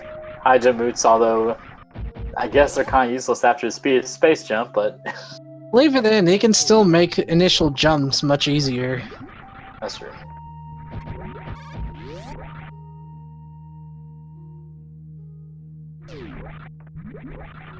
It also helps in the fact that you don't have to rely too much on space jumps, since high jumps will mitigate the distance a little bit. That's true, you can just go straight up.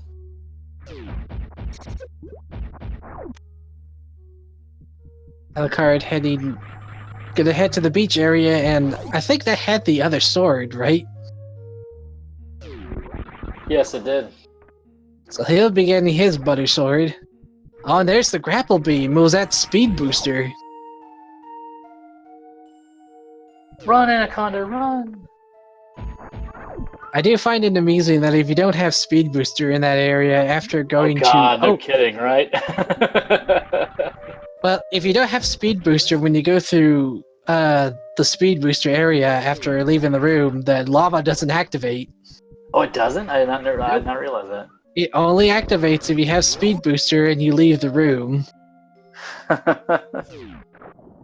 Well, that's just a darn considerate planet there, you know? It's also the reason why Bomb Teresa doesn't activate unless you have Morph Ball bombs.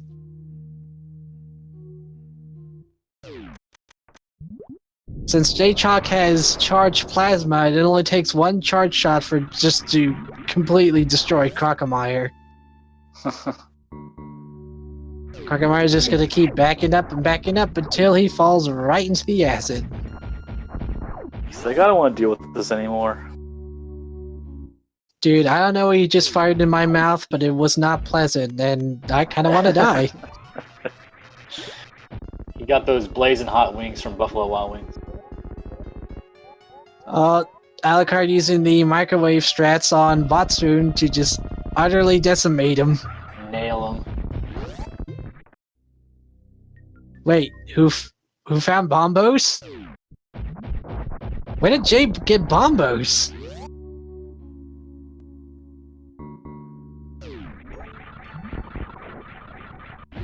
Oh, I think it might have been on the other end. Might be on the end of defeating the Crocmire. No, because the other end of Crocomire was a heart piece. Oh, that's right. Wait, I don't see anyone with Bombos. I don't see Jay with Bombos. Well, the tracker Bottom right is corner of Bubble Mountain. Oh. And also, like, the tracker is just taking a bit to actually input the item. So while the trackers themselves have said they've collected that item, it still needs a bit to update. Yes, Wild Anaconda has been known to skip items. He just doesn't think it's worth the 2 seconds it takes to get it. There we go, we got ourselves some microwave shrimp. Dragon has been thoroughly microwaved. And these guys are just plowing their way through the Metroid bosses now. Yeah, Alucard just... like the red team's got a couple more bosses each to figure out. Yeah, they've gotten through quite a bit of A Link to the Past, but they've hardly touched the Super Metroid bosses.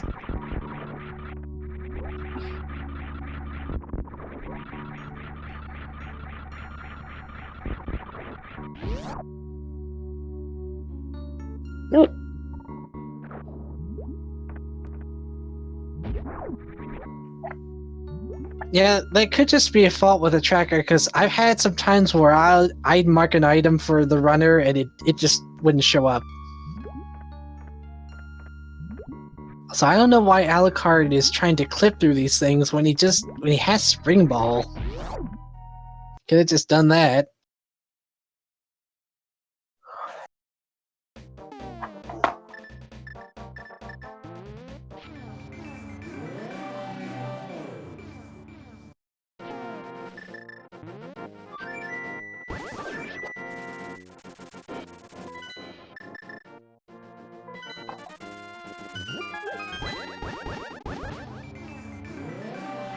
Alucard doesn't believe in Spring Ball.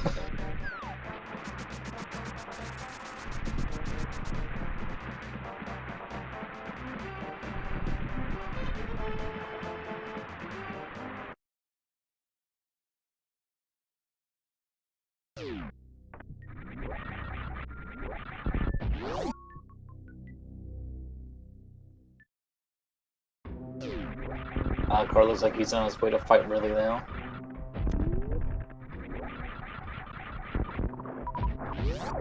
Then him and Wild Anaconda can be Metroid twins.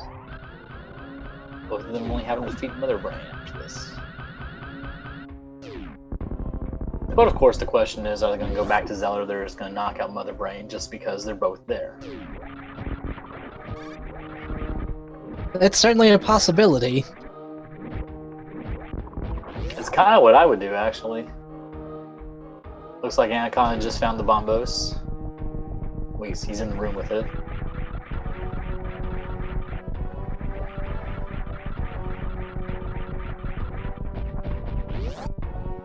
Yep, there we go. Anaconda's got bombos.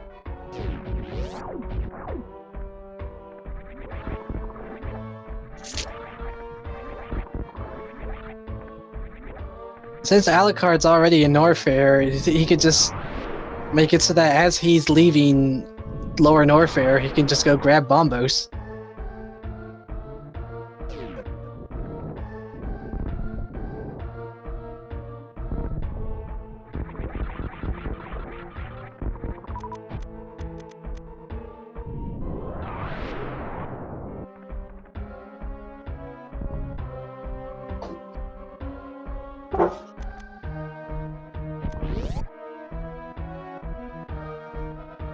Go mode, go mode, go mode!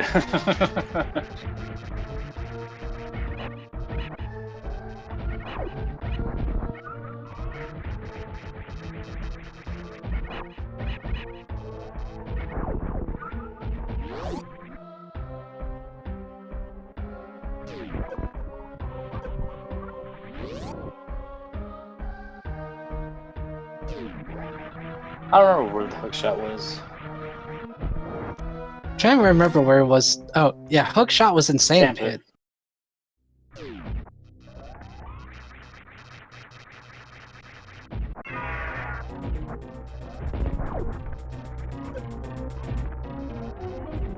That's true, the red team is not really...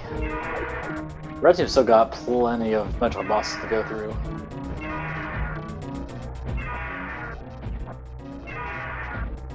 Oh, Crinklepants got wall mastered. That's always a pain in the butt.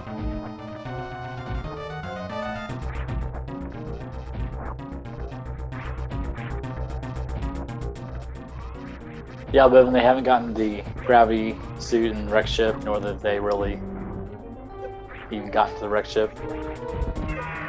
There's a way to do it without fancying it the way through like Anaconda did, but they haven't gone through either way.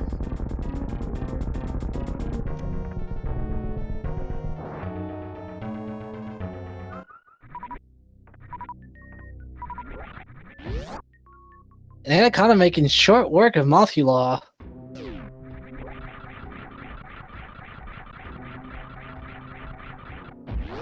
Lock, stock, and barrel.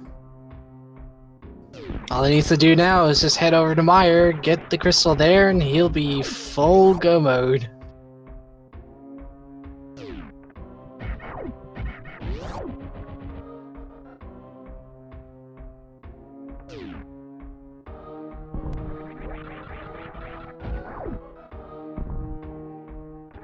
That is a good question. Is Alucard gonna go for butter?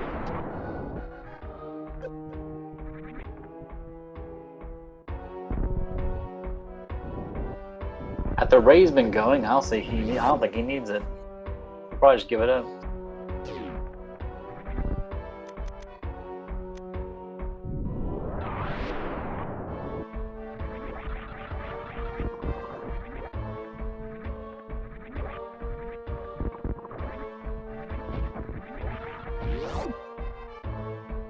Crinklepants unfortunately met his maker. Starting over again. Or maybe it was intentional, just so it got the beginning.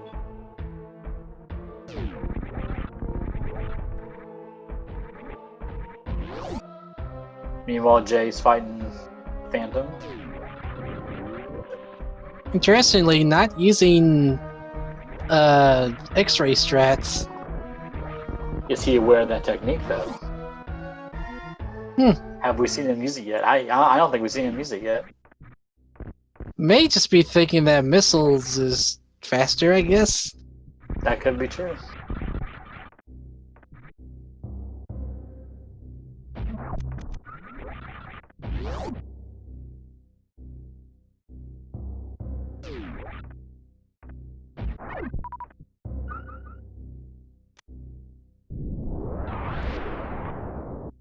Screw Attack was in Maria shortly after the tube. It was in that one area where you have to speed jump boost your way up.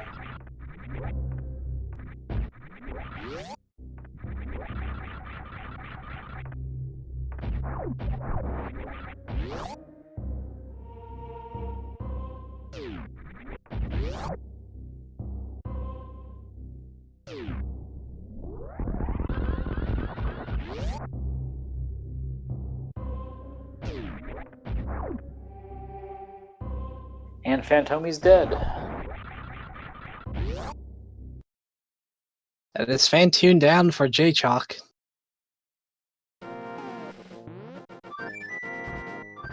Go all pixelated.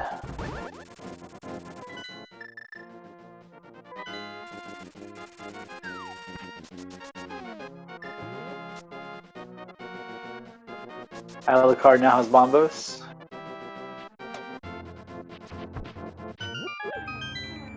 Bombos, Bombos, oh Bombos, banana, banana, oh Bombos.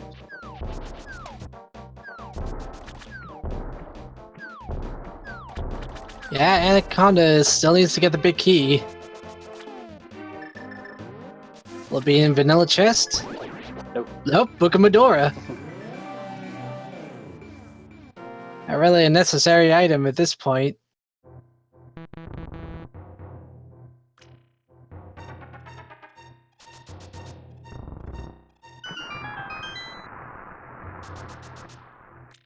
So I guess this finally means that, sadly, pedestal was not required. Pedestal's not required. I know. And they're just playing with that. I know we were all hoping that pedestal would be required, but it's not. Sorry, folks. No pedestal requirement this race. Maybe the next one. But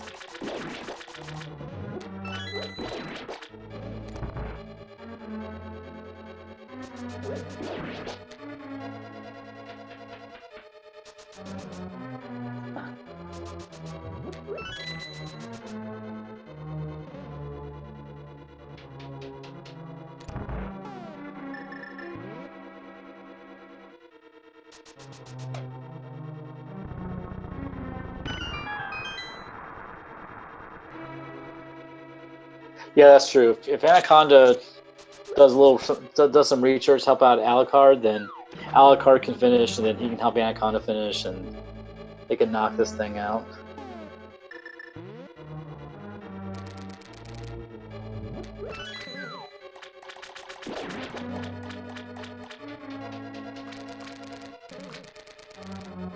Someone in chat's guessing sub 230 here. It might be possible. Yeah, it definitely seems possible with the speed that Alucard and Anaconda's going at. They're just nailing this thing. Not to say Jay and CapnCrinklepants aren't doing well themselves, but Yeah. Well, they've both been doing pretty good as well. Let me put this: they're both doing better than I would have.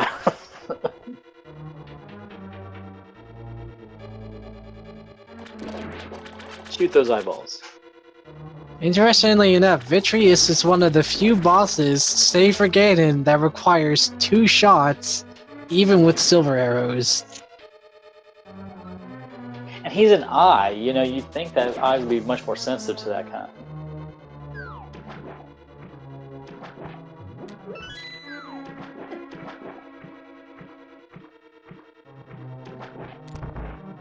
Are we sure that Team Wildcard isn't just a team of task bots?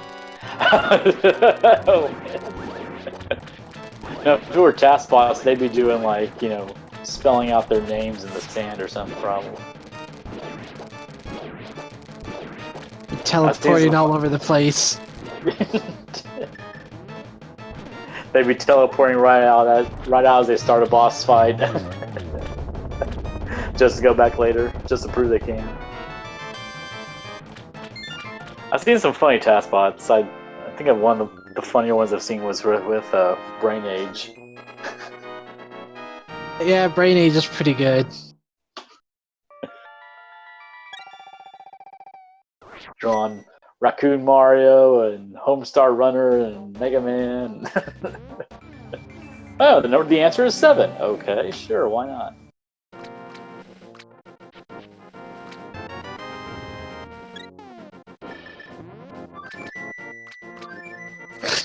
Poor Anaconda trying to get up into the Dark World portal near Turtle Rock, but just keep getting bullied by those death rocks.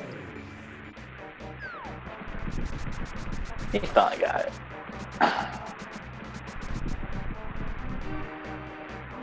Alright, chat, since Anaconda's heading to Ganon's Tower, you know what that means. It's time to guess how many chests it will take to get to the big key. You just need to guess from 1 to 22. Any guesses on what you think it's going to be, Franken? I'm gonna go with 13. I'm going to go with 9. Alright. I'm sorry, Torsui, 42 is not a number. Oh, Obscure Jackal says 75. I don't think there's that many in here. I would be worried if that was the case. Oh god, we'd be here for this suddenly turned into a 3:30 if we're lucky match. 23 for the memes.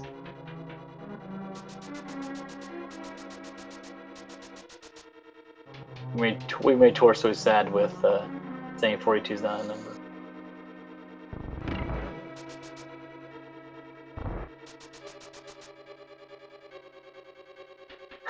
One. Super Game Maker, this is a randomizer between Zelda and Metroid. So it's the items are in both games, and the objective is to finish both games. So you can find a morph ball in in Zelda. You can find the power bombs in Link to the Past, so on and so forth. We've had 3 spots so far and no big key.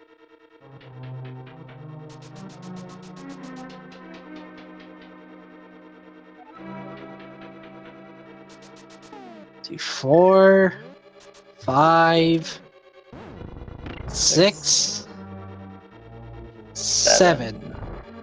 Still no big key. And no big key as we're crossing the 2-hour mark.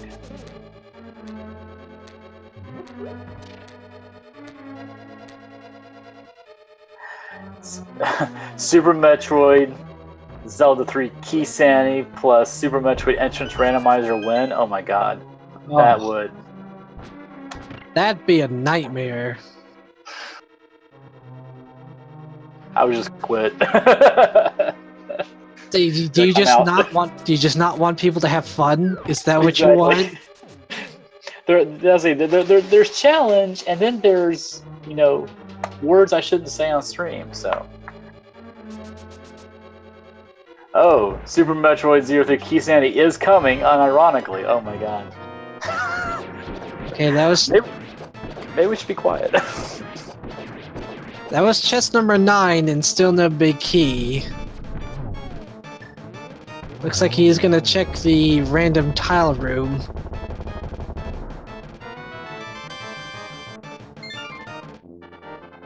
So you see 10, 11, 12. 13. Okay, so 13. We're both wrong. Both the commentators are wrong, guys, and it's some number of over 13.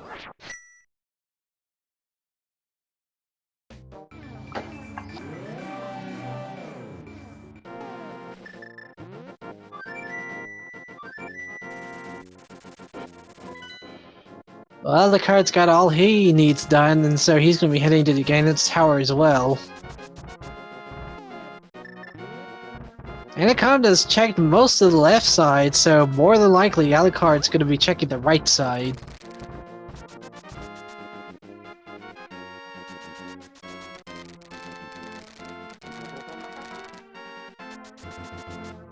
Off, number 14 has Ice Beam, so Ice Beam is in Ganon's tower. Nice and useless there. I wouldn't say useless, it's going to make going through Turian a lot faster. Oh, I'm sorry, I thought you meant Ice Rod. No, they found Ice Beam. Okay, yeah, Ice Beam is good. Sorry. 15, 16, 17, still no big key. Good lord. So it looks like the big key is going to be on the right side. Hey, at the very least, Anaconda has gone through the efforts so that Alucard doesn't have to.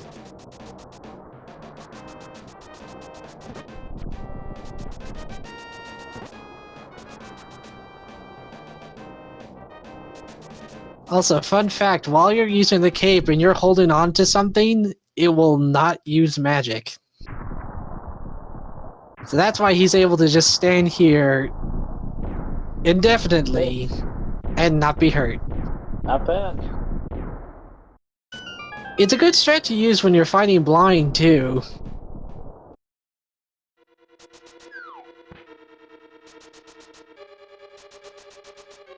JayChalke just found the high jump boots in Meridia. My guess is Alucard's going to be making a beeline for the Ice Beam. Oh, and there's the big key. That was... What number was that? 18? Maybe? Yeah, I think 18, that's what it was. So whoever gets 18, well, you can live with the knowledge that you guessed something right. Hashtag bragging rights.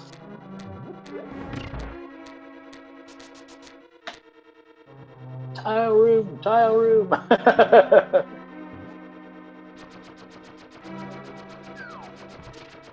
This would look like Alucard is going to be making for the Ice Beam. I guess not. Because he's just going to plow through it. The way he's been playing, he probably doesn't need.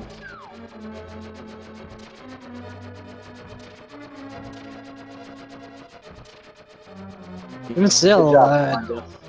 Ice Beam does save quite a few seconds when going through Turian. JayChalke picks up his hook shot.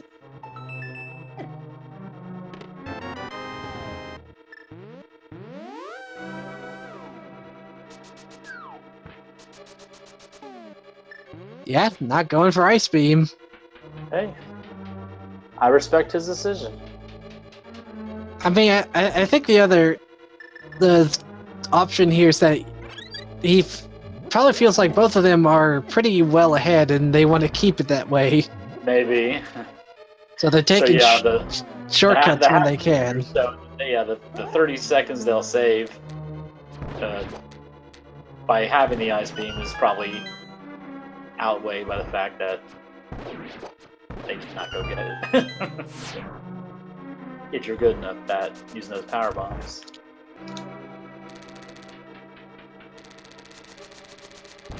Since Anaconda has silver arrows, he can make quick work of the landmost worms.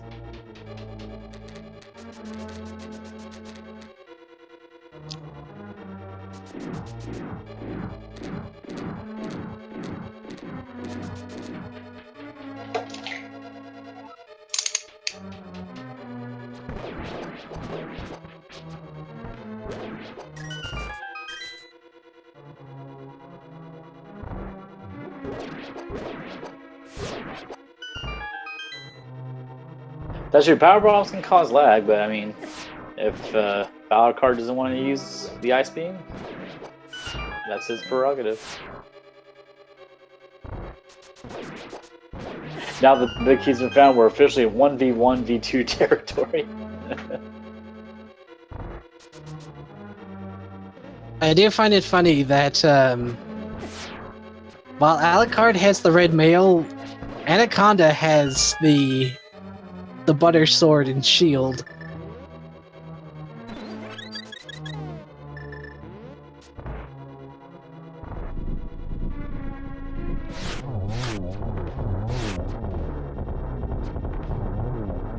Team Aluconda.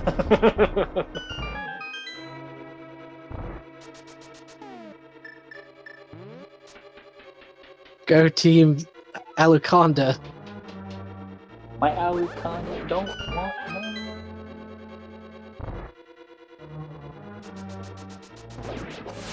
Shot over to that chest, get us a compass.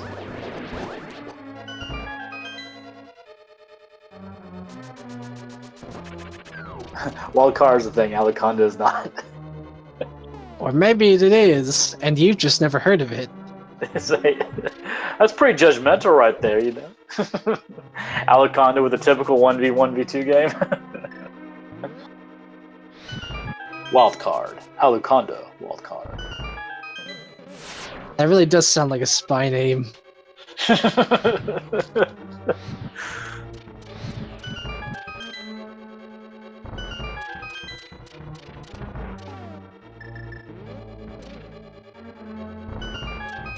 I like how it's making short work of Ganon here.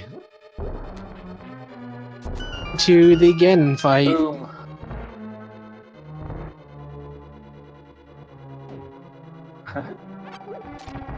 Alucard is Dracula spelled back.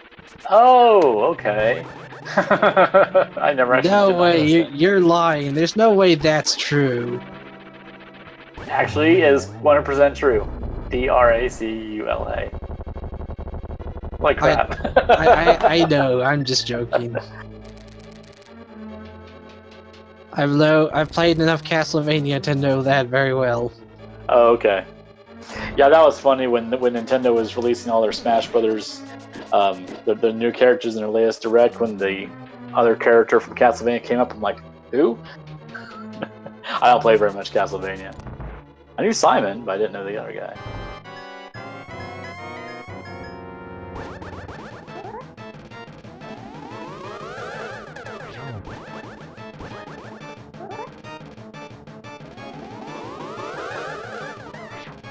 I'm not too sure about sub 220. We'll see though. If anything, it's probably going to be sub 230, maybe 240. I've got good. I would guess sub 230 very well actually. I have full confidence in that. But that's if they're able to pull off Baby Skip and Zep Skip, as well as the standing glitch. Zep Skip's pretty easy. Baby Skip I've never been able to do on my own. I got very close to pulling off Baby Skip at one point. It's when you get to the exit that's the hardest part.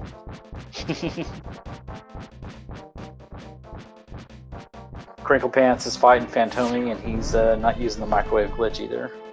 Oh, he didn't have the microwave, that's why.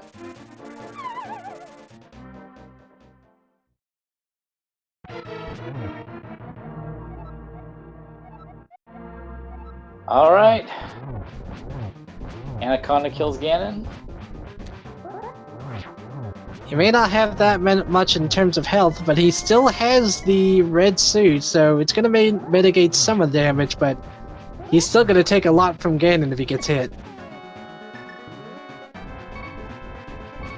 When your last name makes you choose your profession.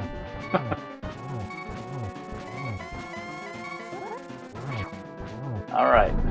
Let's get over to Torian. The last thing you want is a hug from Ganon. Give me a hug.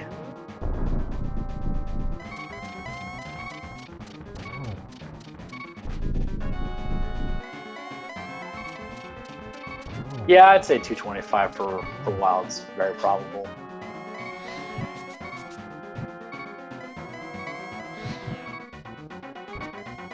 Meanwhile, Crinklepants is going after Phantomy. Jay just finished off Dragoon.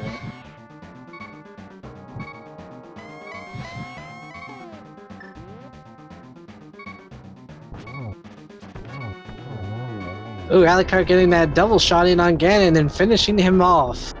Not bad. That's Ganon done for Alucard, so now he's on his way to Turian. Zelda done for both teams of both members of Wildcard. Very nice. 212 for the both of them. Anaconda is just ripping his way through the Metroids.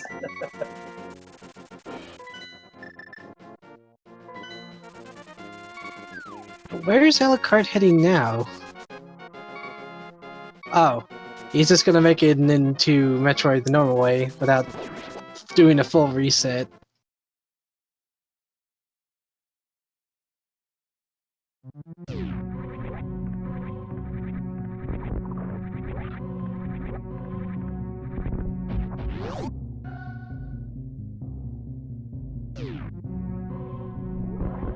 Jay warping over to Zelda.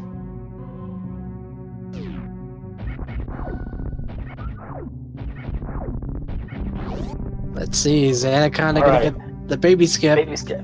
Baby skip. Baby skip.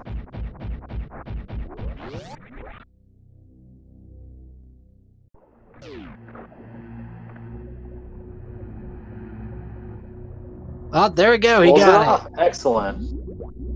Very nice.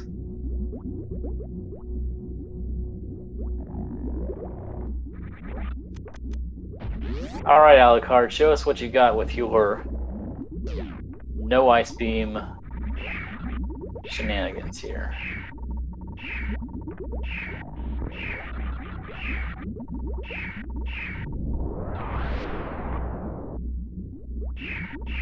Since Alucard doesn't have ice beam, he has to use 3 power bombs to get rid of the Metroids. I wonder if he's just showing off the fact that he doesn't have to use the ice beam.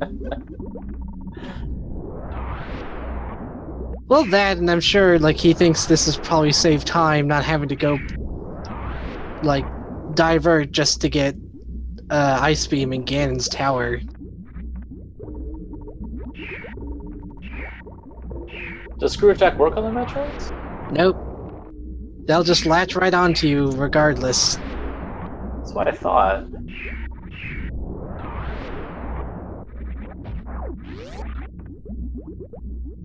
Even if like Alucard gets rid of the Metroids here. I don't think we'll have enough power bombs to do a Crystal Flash. He won't. Yeah, he's already got. We'll be down to 5 after this. So my guess is, like, with his health as low as it is, he's probably not going to do Baby Skip and just take the damage. Or maybe he will and just do a little side trip over to the energy refill. Yeah.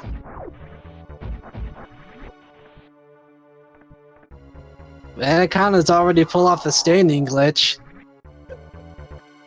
And showing off with a bit of a moonwalk.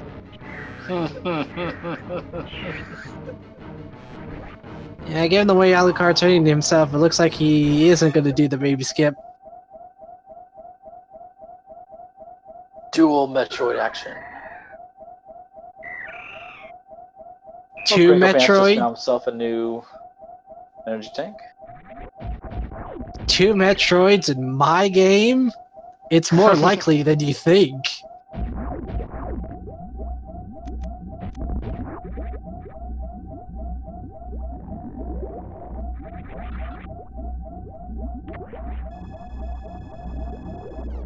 And also, given that Alucard doesn't have 7 energy tanks, he won't be able to do the standing glitch. That's true.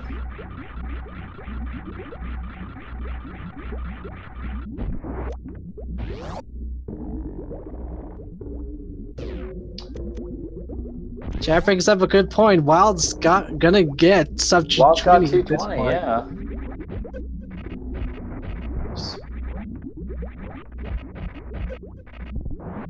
Just went through her. If Alucard's fast enough, he might get sub 220 as well. Not sure about that, but we'll see. It'd be cool to see, don't get me wrong. I'm just not sure about it.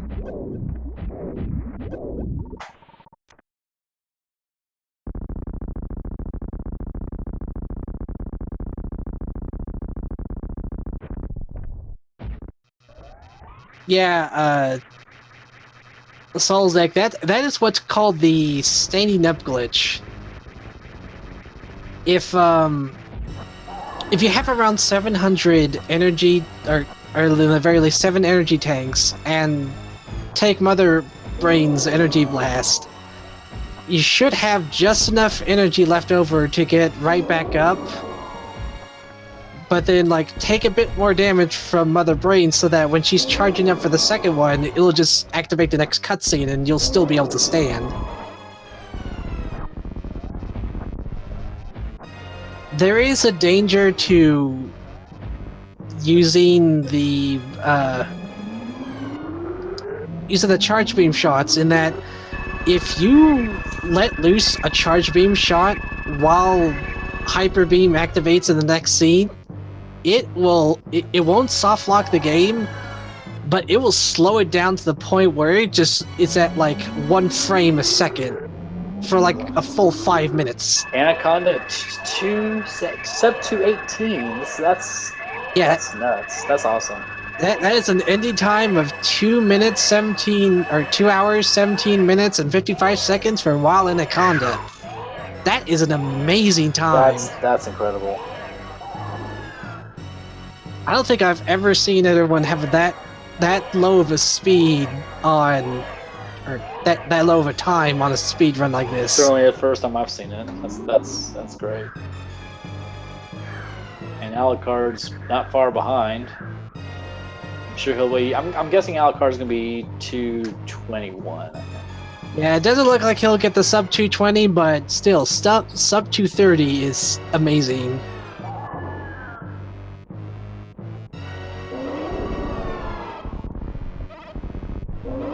Well, hopefully once Alucard gets finished up, we can get both of them in here for a little bit of an interview.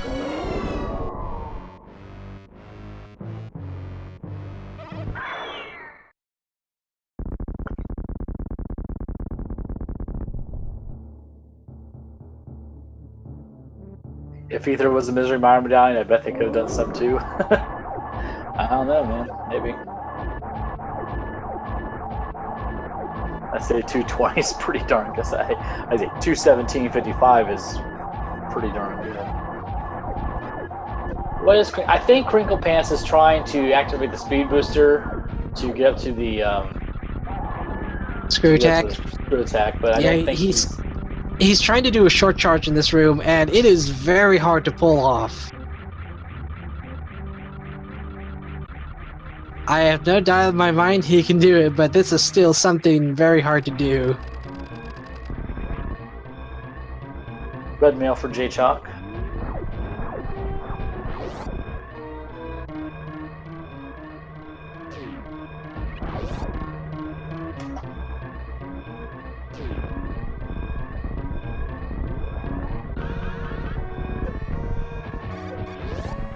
Is he gonna make? I think he might make sub 221.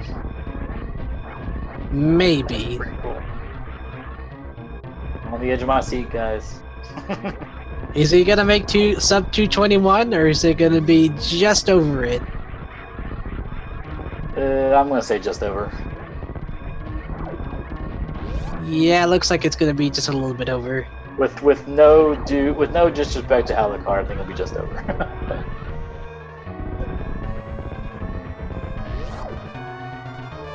The 221 is still pretty good.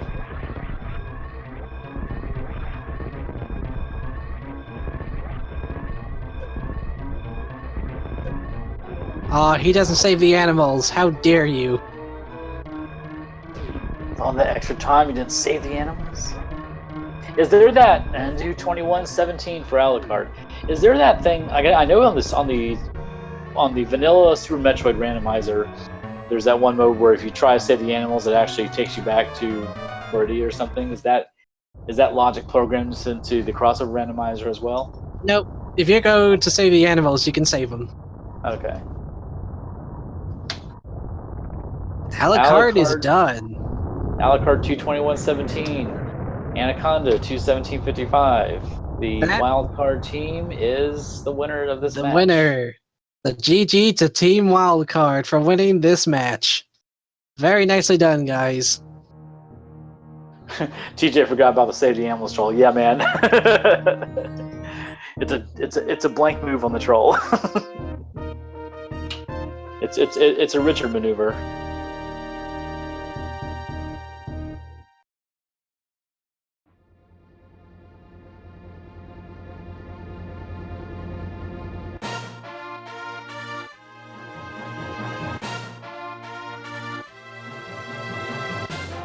Yeah, there's another match happening on Speed Gaming 1, I believe, in about 20 minutes or so.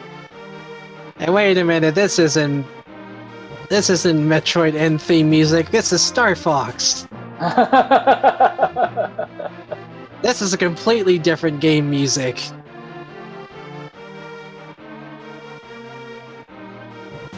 You don't fool me, Randomizer.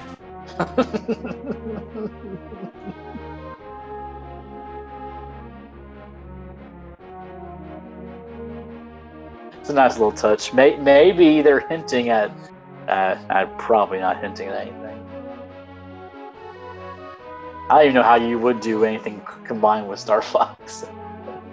Star Fox isn't really built on exploration. It's more about blasting the crap out of things.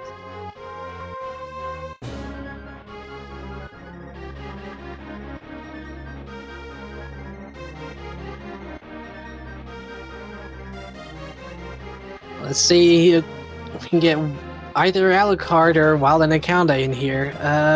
Yeah, I'm not sure who we talked to about that. Do we just DM him or what? I know.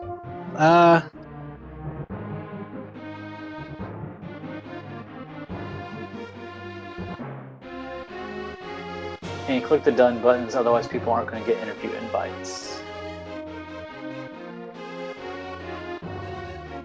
Oh, okay. Yeah.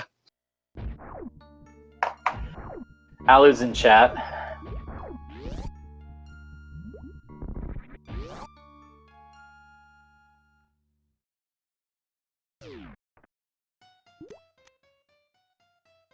Oh man, you have to clear a Star Fox route every single time you swap between Zelda and Metroid. Gosh. That'd be horrible. Why would you ever think of such a horrible thing?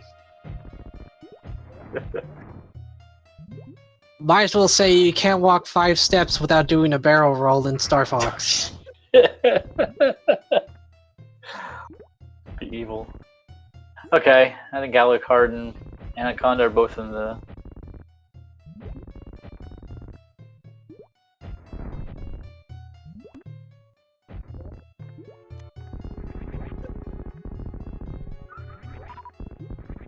Well, CapnCrinklepants has got Botswoon down, making his way over to Dragon.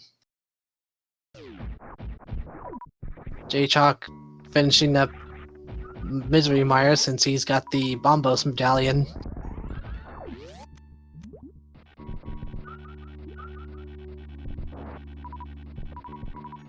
I'll say this much for you guys, for Wildcard and you know, Anaconda and Alucard, you guys did amazing.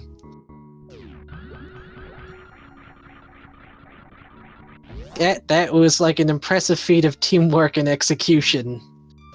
Although I have to ask Alucard, why did you skip out on Ice Beam?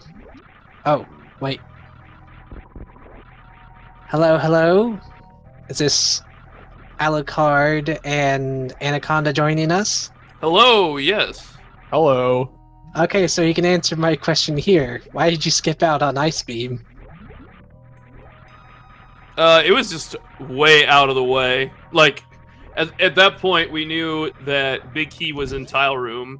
I stalled for a little bit by getting the keys I needed, and Wild was like, hey, it's in Tile Room, and going all the way to get Ice Beam seemed extremely slow. I mean, I know the Metroid sequence and the Zebetite glitch might have sped it up for me, but I think it still would have been slower. You have to go through the torch room, and then you have to go, you know, through that horrible room that I know you can like cape or burn through, and get all the way to Bob's chest. It's just way too long. Yeah, true enough. I must say this much, you guys were really on top of finding all the items here. Yeah, it was a pretty, like, it was pretty straightforward. I mean, we were able to basically, with the items that we were given when we were given them, efficiently clear everything as we were coming to it. Only towards the end was it a little bit bad, I guess, because there were like a lot of like one-offs and stuff that we needed to check while we were looking for Bombos. But that's just the nature of having an item like Bombos as your last item. It's like it could literally be anywhere. I gotta say, Anaconda, when you did that, the wall jump into the wreck ship area, that was mind-boggling. Or maybe not mind-boggling, but mind-blowing. That's what I meant to say. Well, thank you. That's just par for the course, though, honestly. Like, it's not something that's required in the logic that's in the difficulty that's being used for this tournament, but it definitely really helps clear things out in an efficient.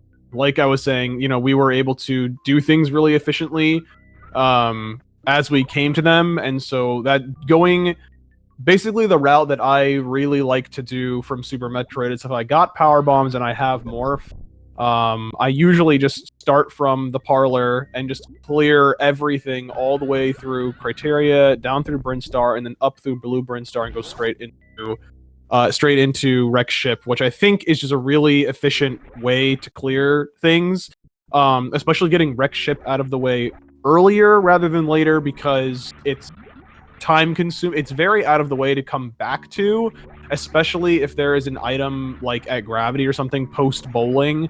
It's very time consuming, and so personally I like to just get that done sooner rather than later, so that we can know when you need to go there, or you can just wait and do it at the very end of the run. Yeah, and like getting the wreck ship really paid off too, since it had both a sword upgrade and gravity suit. Yeah, exactly. It seemed pretty big. Yeah, and we were very conscious of our sequence breaks throughout. In fact, we were starting to run out of places where Lamp could be once I got the Moon Pearl at Armos. We were like scratching our heads for a long time, and then I was like, okay, that's one thing that we've kind of left on the table. Why don't I just go check it in case it's like a book or something weird that leads to the lamp and maybe some other item. Best just to just check it and see. Yeah, and then you guys comfortable with dark rooms. Then you guys found lamp in bottom of Hera. Exactly. Yeah, we were going through and thinking like, okay, what are all of the items that you can use to get across logically into the wreck ship? Okay, there's this, and this, and this. Okay, so we found these, and they're all locked either behind lamp or behind gravity. Okay, so this just leaves like what? Like, so we were trying to like because we were trying to figure out what put gravity in logic. And then when Alu sequence worked past lamp to get Moon Pearl, we were like, okay, so what's putting this in logic? Like, where's the lamp? And so we were really trying to figure out. We kept going, but like keeping in mind that we did break logic, because it's an important thing to keep track of. If you're breaking logic, and it's really paying off and opening up the seed, like the entire seed basically, like it was for us, then keeping track of that is really important, because you can eliminate options as to where things could or couldn't be, especially for something like lamp, which could be helpful for people who struggle with dark room. Yeah, I think one of the logic ways of getting into Meridia without doing the secret brains like you guys did was, well, one, I think Space Jump was found pretty early. I don't remember where Space Jump was exactly. That was in the bonk chest in Hookshaw Cave. Yes, I think that was the logic. That was post Moon Pearl, which was locked by lamp. Because like you got the boots from the merchant, so you could use the boots to get into Bonk Cave to get Space Jump, but then go over to Wrecked Ship that way. Yeah, that might have actually been in logic. Right. Because you could get up to Dark Death Mountain after getting your mitts in SM. By mirroring via hammering flute. Over. Yeah, flute. Yeah. It was kind of weird because we were like, where is the progress? And then finally he found Space Jump. We were still having a little trouble, but we figured it out where Lamp was, because we were like, we think we've checked everything. It was like, okay, finally we've checked Zora, and then nothing was really there except Silver's, I guess, at Waterfall Ferry. Like, where's this lamp? So far, I've always seen that Zora, for the most part, doesn't really seem to pay off with a lot of these seeds. He just always seems to give you junk items, and yet there's always that chance he could have something good. I was just really pleased that I was able to kind of route things so well in the Dark World to be able to clear all that stuff efficiently. Yeah. Wild had already done Hobo, so thanks to that, basically I was just able to beat the 2, 5, 6 crystals, and then take the big bomb up to the pyramid, check the pyramid item, and go to Catfish Mirror, go to Waterfall Ferry Zora, and just get all the overworld checks done. And so we just were able to focus on dungeons and Super Metroid. But oh man, Pod was so loaded. That was crazy, yeah. I even joked a bit because like I was saying like, okay, where's Various Suit? Oh, there it is. Okay, now they need to get Cane of Samaria. Oh, there it is. It was just giving us all the items we needed. And Speed Booster too. Yeah, Speed Booster too. It's like, oh, there's Speed Booster. Are you gonna give us any more, Pod, or are you done? I mean, at that point, there's only like 2 items actually left that can be anything in Pod. Well, no, and they were major-ish items. They weren't required, but they were powder and X-ray. Yeah. It was actually a fully loaded pod. It's crazy. Yeah, there was just a lot of really great routing going on. Alu was giving me some good tips on routing, and like the play from basically my sequence, the route that I really enjoyed that seemed just really good was I left SM and went back into Link to the Past really for like the first time.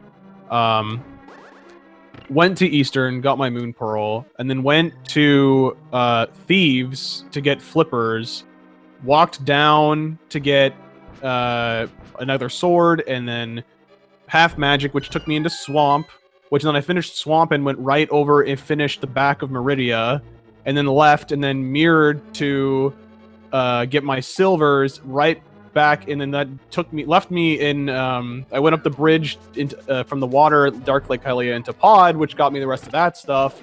Like there was some really efficient cleanup going on with some of the items, which was really cool. I will say this much: both me and some of chat were hoping that Bombos was going to be on pedestal. Of course you were. Couldn't find that ice rod though. Ice rod had to exist somewhere in order for that to happen. I even went into TR for you. I did it. Yeah. Which, I mean, even if you found ice rod, that would only be for like completing Turtle Rock, and Turtle Rock's not required. Well, for pedestal it would be. Yeah. Still going through Turtle Rock and all that would be annoying. Well, yeah, yes. Especially if we had to go back, or like Alu would have had to go back just for Trinex if we had found ice rod. Some of us were thinking that there was going to be an Aghanim fight, given the way that like a lantern was found in a Terra's basement, and that was pretty easy to get to, given that you guys found Mirror pretty early. But then, one of you did the lumberjack check and saw that, oh, okay, there's no required item here, so Aghanim is not required. Nor was there... Sorry, I was just going to say, like, there was still potential for Aghanim to be required. Like, we knew that lumberjack wasn't an item, but, like, also when we went into Hera, though, or when I did, at first, I didn't have the fire rod yet, because Alu had found the fire rod on... It was East Death Mountain in Paradox, but we also found the Moon Pearl there, so it was like one check versus a lot of other stuff. I mean, sorry, not Moon Pearl, I mean Morph Ball. Sorry. Yeah. Wrong ball. It's easy to get the two mixed up. But that opened up so much that it just felt like Hera was not the right choice to make immediately. And I don't think it was ultimately. I mean, we found both glove upgrades in Super Metroid. Yeah, I mean, for the very least, from what I saw, one of you was just, like, exploring more of Zelda, while the other one was exploring more of Metroid. Yeah, Alu and I we've done so many of these co-op, and we've gotten to a point where, like, we know very clearly what each other's strengths are, and we play these catering to those. So, like, Alu's strength lies more in like routing, whereas like I'm very good at Super Metroid, so like he can route me really well through like A Link to the Past and stuff, and he also plays Link to the Past really well too. So like it works out that like if I'm clearing SM stuff really quickly and then he's clearing A Link to the Past stuff as well, then he can also help route me efficiently to like get all of the stuff that I need, and also through checks that we still have to do. So I think that's what makes us a really great team, is that we like are able to recognize those things and play to them. Yeah, because like a time of like sub 220, it's certainly nothing to sneeze at. That is a very fast time. It was a really nice scene overall, and yeah, I mean we had a couple hiccups along the way, like we had a fiasco in Pod where Wild missed the big key and stuff like that, but for the most part, I mean, I think we work pretty well together. And then where I almost missed Bombos completely. Almost missed Bombos, yeah. We were talking about that. We were like, what else can we really do? And I was like, did you check all of Norfair? Did you check these items? Why don't you walk me through your route? Yeah, he's like, you had a weird route. Talk me through it. And I was like, okay, I did this, and then I did this, and then oh god, I forgot Bombos. And luckily, it was right as I was leaving through Bottom of Business Center, so it was really quick. I could just turn around back and just run straight through the Frog Speedway, and I was just like right there. And I was like, yeah. Oh, there it is, got him. Yeah, that's not an item you want to skip out on.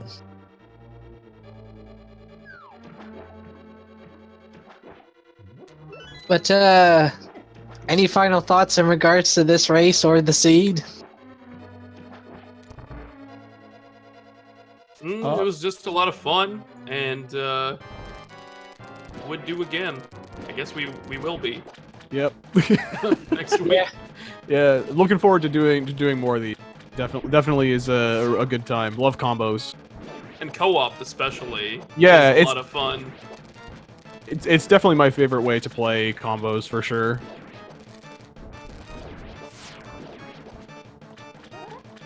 Well, hopefully I can stay awake long enough to do the next race that's going to be happening at 2 a.m. here. That should be a good one. Stick around, everybody, for the next race coming up too. Yeah, it should be pretty hype. And keep cheering on JayChalke and CapnCrinklepants. Yeah, Just for giggles, hype. because the next race looks to be like Zelnash and Brewers Fan versus Zoski and Keku Man Shoyu. I hope I pronounced that right. You nailed it.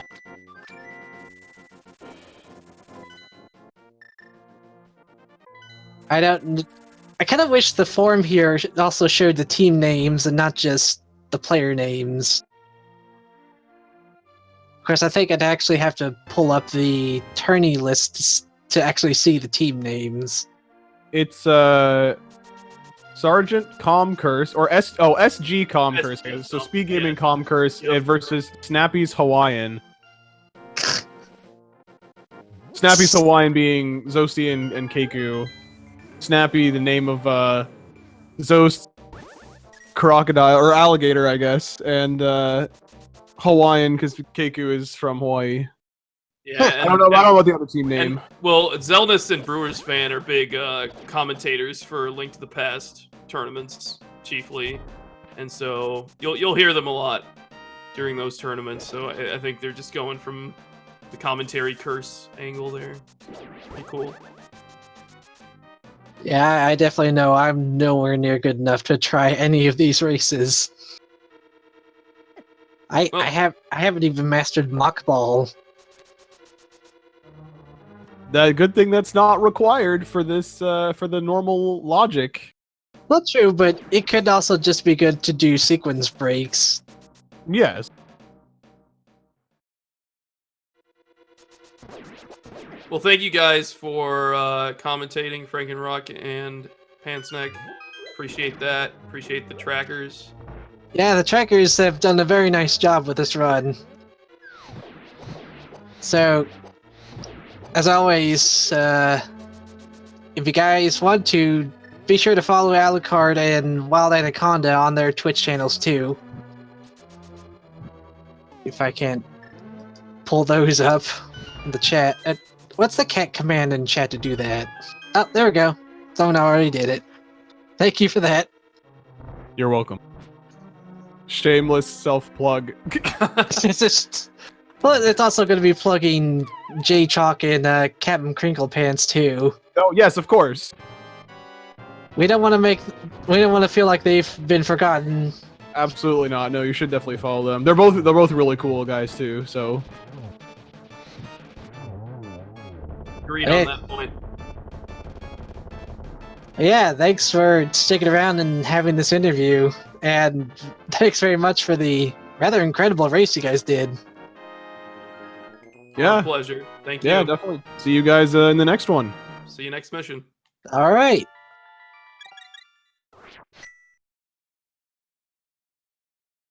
Okay, by the looks of things, JayChalke is going to be doing Mother Brain first, and it looks like CapnCrinklepants has got the last of his dungeons done, so he's probably going to be heading to Ganon's Tower. Though I'm not entirely sure if we're going to... I'm not sure. We might just finish this race off since both of them are pretty close to being done.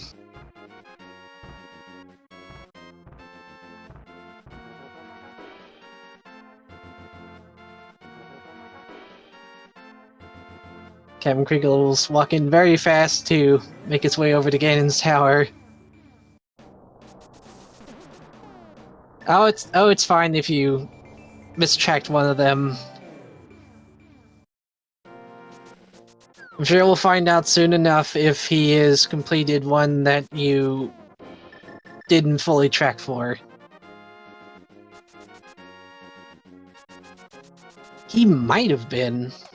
I'm not sure myself.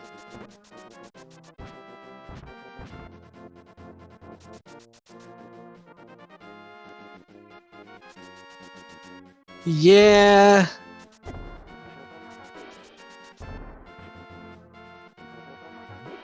Trust me, it's just as hard to keep track of 4 racers at once, being both tracker or the commentator.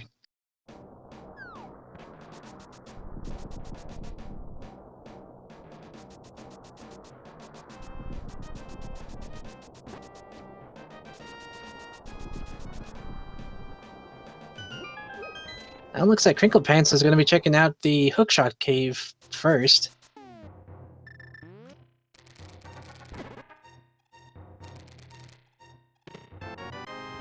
Ah yeah, Space Jump is definitely worth going into there for.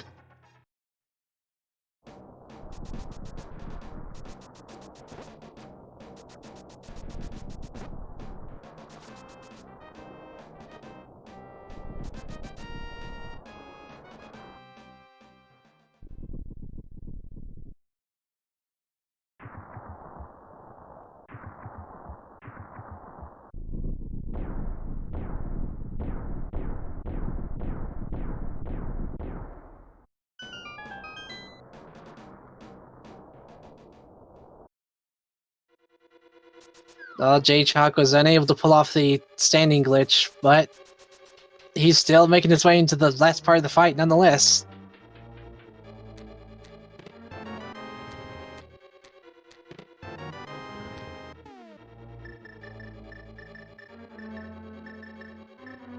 And that probably is a good thing that one's fighting the Super Metroid boss and the other one's going through A Link to the Past area, or final area, I should say.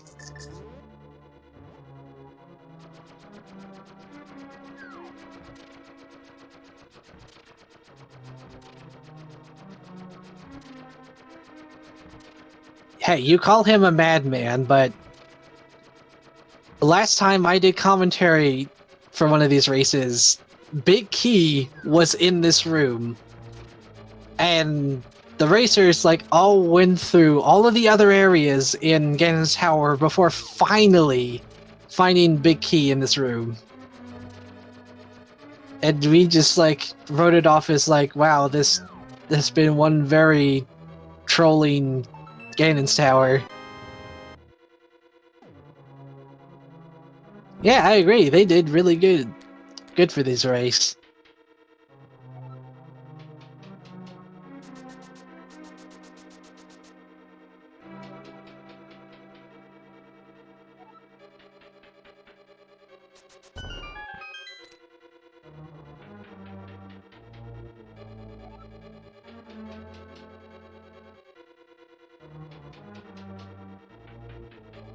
Yeah, most of the times whenever I see these kind of randomizer runs, they usually go around 3 hours or so. That's the average time I see. But sometimes we'll get ones that are like sub 3 hours.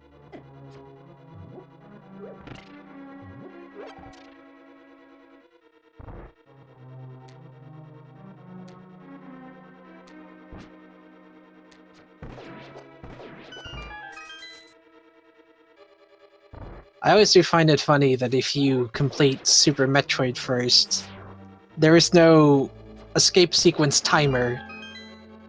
And yet it has that sense of urgency that you just need to just keep going, don't stop, or you'll die.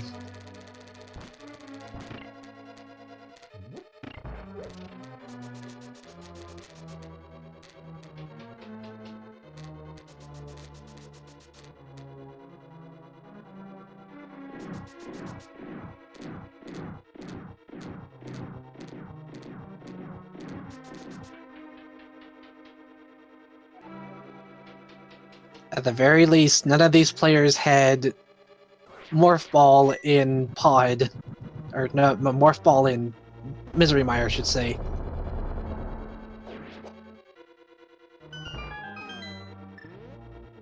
I don't know why he ducked into this room.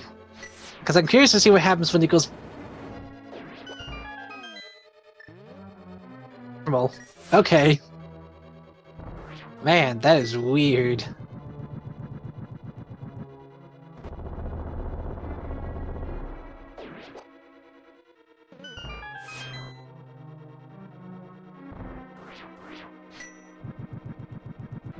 Yeah, there's a tracker for the combo randomizer.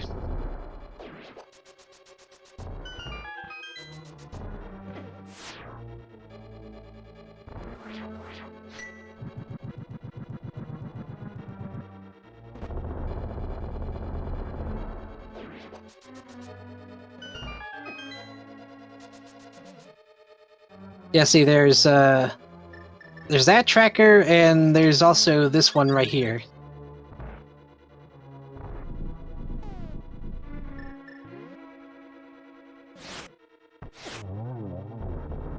Crinklepants is making short work of Landolus with those silver arrows.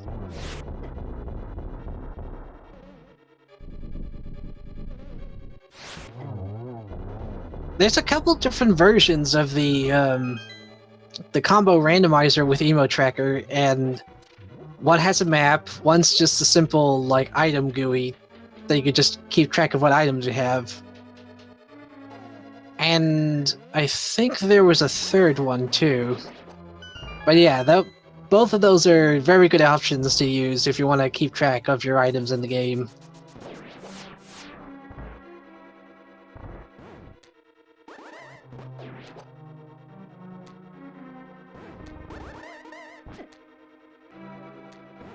Crinklepants having just a bit of trouble with these Wizrobes.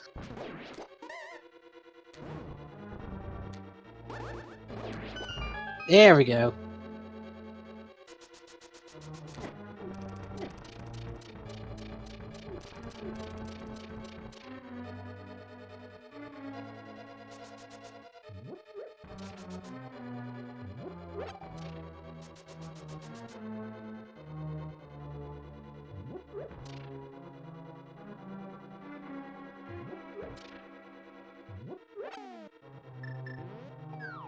Yeah, that probably seems like the best option for Crinklepants at this point.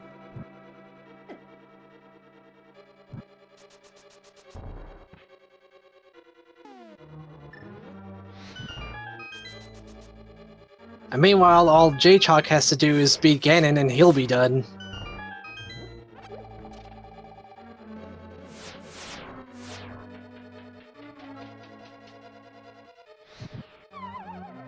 Oh no!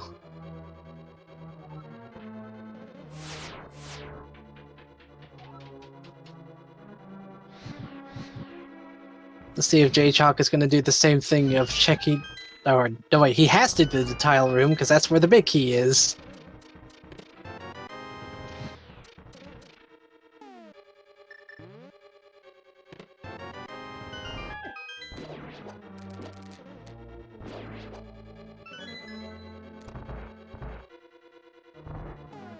A shame neither one of them has managed to find the ice beam in Ganon's tower. Because I'm sure they'll... Well, JayChalke doesn't need it because he's already done with Super Metroid. But Crinklepants could very much make use of it. Well, sadly, he's already too far into it to really just go back for it.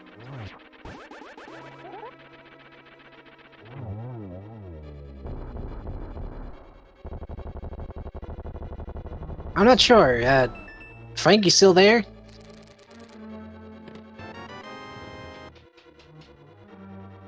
I'm not sure if he's... Is there that... He might have had to AFK.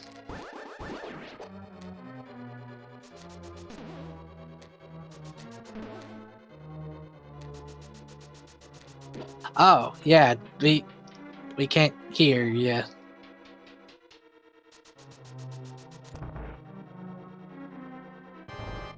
Yeah, if you're having connection problems, that's fine. Hello? Okay, I can hear you now. Alright, that's better. Thanks for pointing that out, Zale. Sorry about that. Yeah, I don't know what happened. It was just... There's probably something weird on Discord's end. Maybe. It could have just been my phone. Like I said, and like I said, but now I was actually... I actually... My connection dropped like twice during the race today, so it could have just easily been on something on my end. Yeah.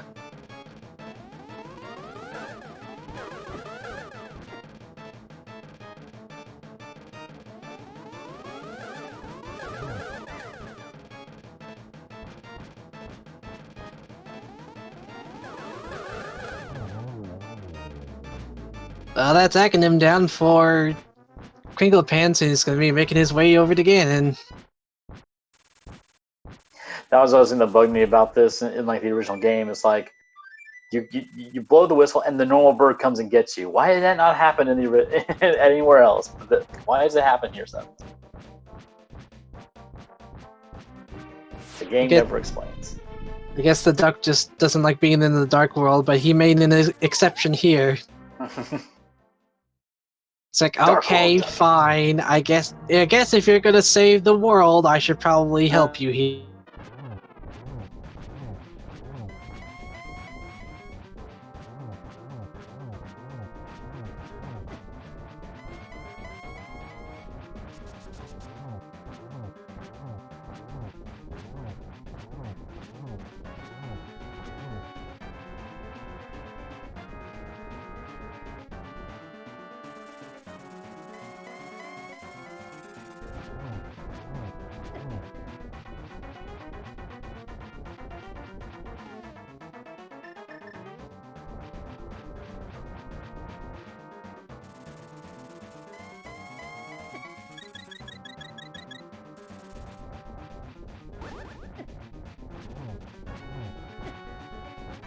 Of course, he wasn't the one that was skipping all the heart pieces and stuff. That was Team Wildcard that was doing that.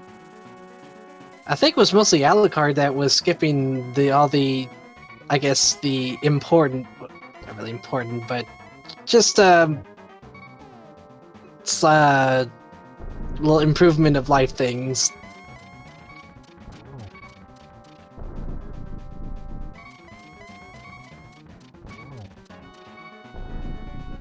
At least Crinklepants is doing pretty good on this second phase with Ganon. He hasn't been really giving him a chance to fire off the bats.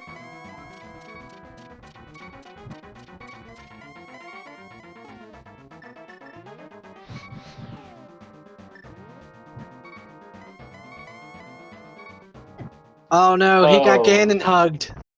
Oh, no. He's gonna have to do that all over again. Dang, man. Yeah, I think he's gonna try to get some more health. Well, more health and probably just more potions.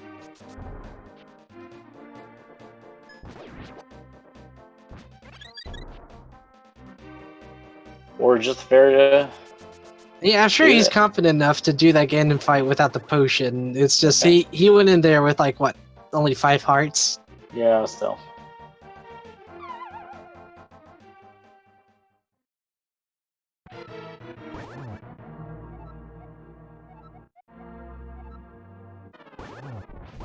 Well, Ganon, it wouldn't be deja vu if you didn't want to keep destroying Hyrule. Did you ever think about that?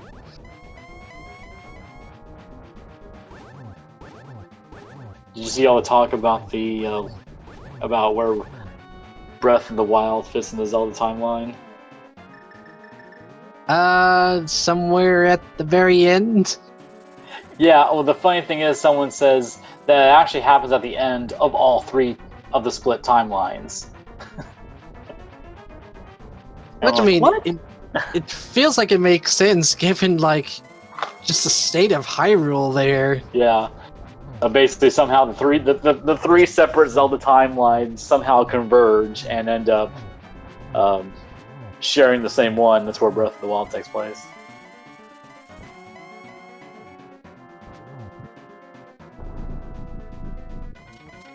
Crinklepants is gonna have to play it somewhat safe with this last part of the fight, because he's kind of low on magic, yeah. Yeah. So if he doesn't get these hits and arrow shots in, he could be in a dire pickle. Question is he going to use lamp or fire? Okay, he's going to use lamp. Yeah, torch glitch can also help. But not if he's going to spam the fire like that.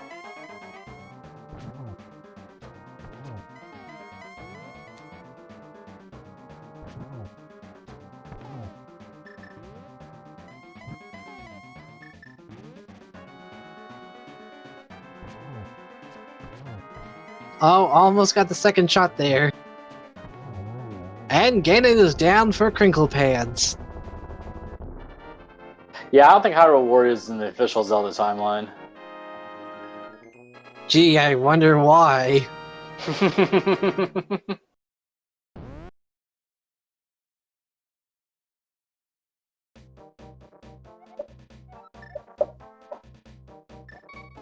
That's 1G for Crinklepants. Now he's just gotta make his way over to Ridley, get him done, and then finish off Mother Brain.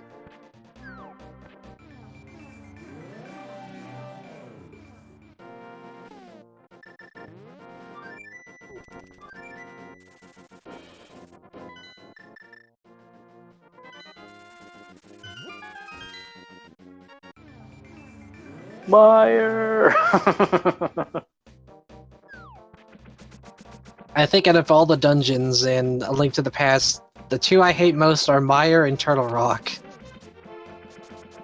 I think most of us share that. Turtle Rock for the fact that it's like it's such a labyrinth, and there's like a lot of like having to go on platforms on a rail, and one of them in the dark. And Misery Mire is just confusing at times. Because there's a lot of like side pathways to go through and a lot of keys to collect.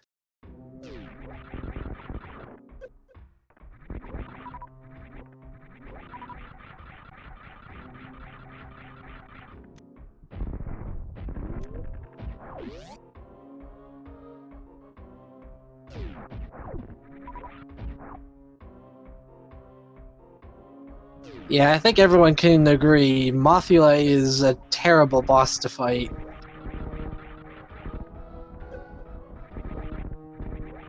Oh, what's that? You knocked me into spikes? Well, I take no damage.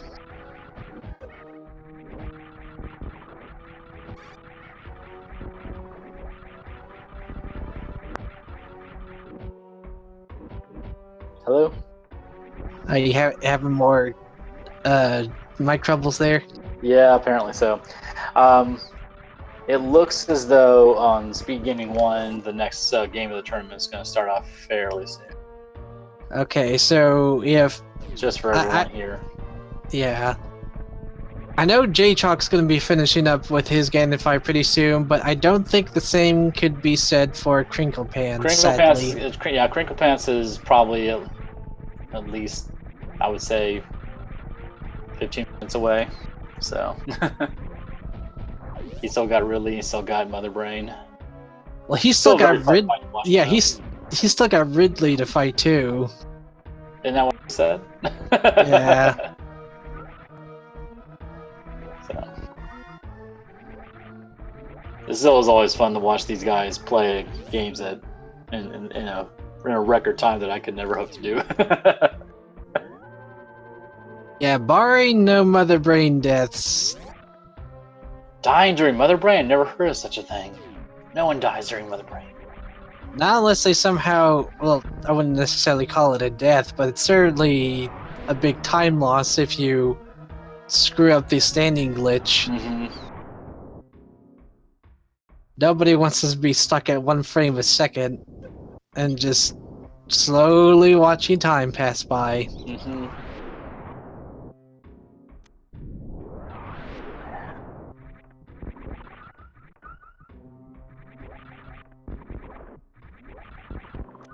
Jay's got to be a little bit careful here. Oh, he's on half a heart here. Boom. Oh. Damn it! Looked like he got Ganon hugged and hit by the fire bat there. Double whammy.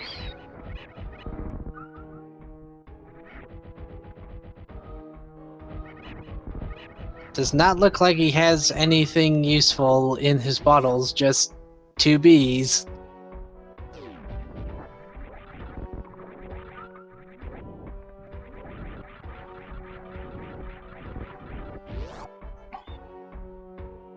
Yeah, I can imagine he was probably sitting there like, are these fairies? No. No, these are bees. The bees are disappearing.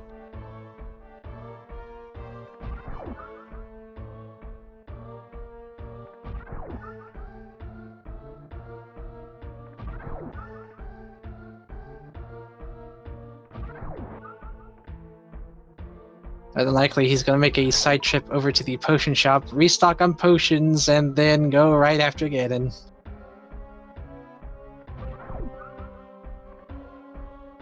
Well, I mean, if they're the golden bees, I can definitely see them being useful against the fight with Ganon, because the golden bees do a lot of damage.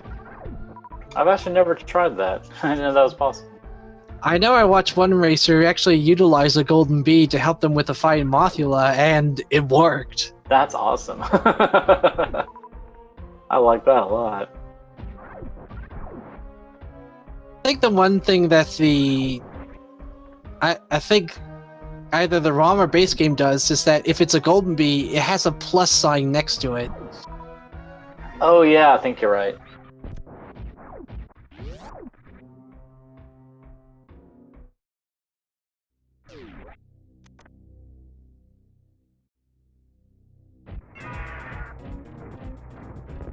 It's sparkle, plus sign, tomato, tomato. A sparkle is just an extra slash through it. Sparkle, sparkle.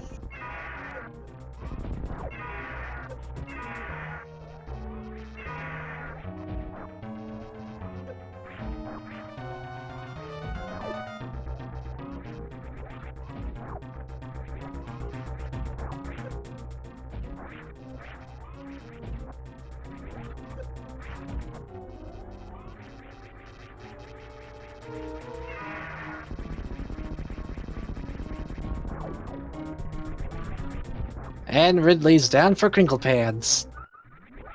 Boom.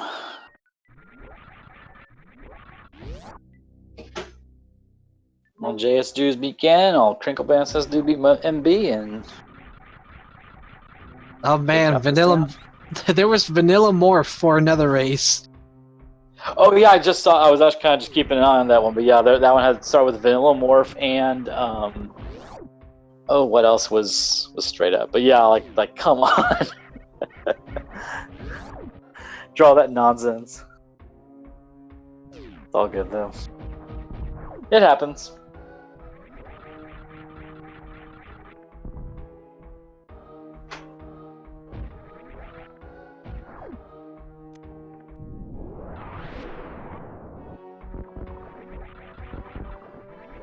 Okay, place your bets now. Will Crinklepants be able to pull off the baby skip, Zeb skip, and...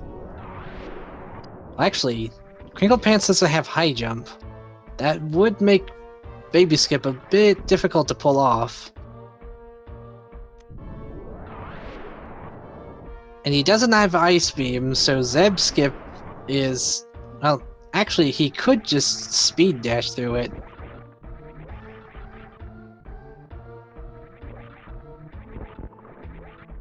Well, Zeb skip is still possible because he has speed booster, and that can happen.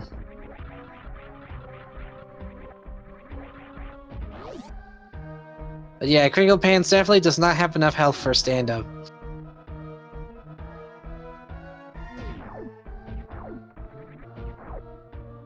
What the? Where is Jay at?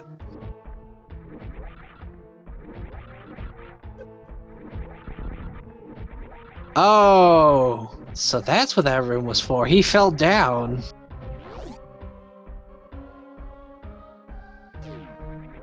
I always wondered what that room was for in the pyramid. And now I know.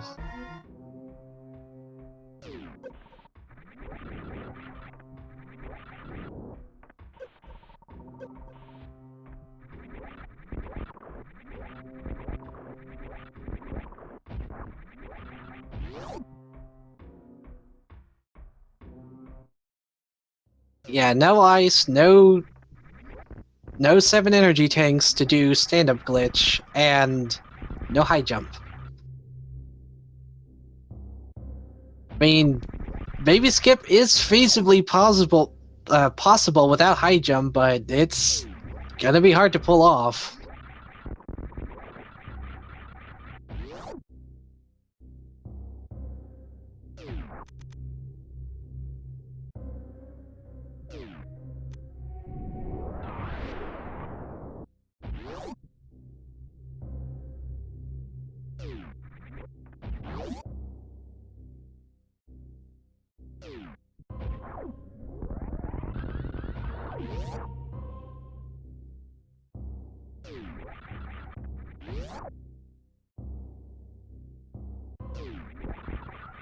Actually, I think it's more that CapnCrinklepants is making his way towards the warp to Death Mountain. Or no, that's not. Or looks like he went through the wrong door. Yeah, because that's the door to Death Mountain.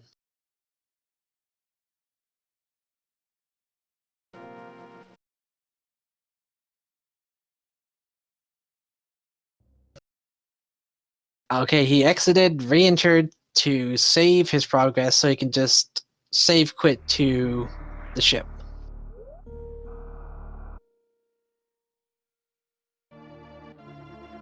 Couldn't tell quite there, but it looked like Jay got a 2-shot off Ganon there. But can he get another one in? Oh no, it wasn't fast enough. But Ganon is down regardless, and JayChalke, as soon as he steps through the door, will be done with his run.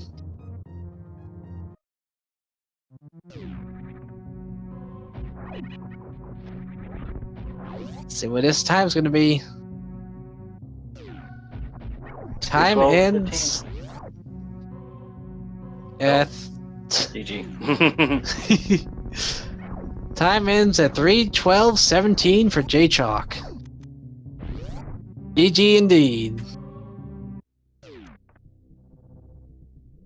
CapnCrinklepants is right behind as he's entering Turian.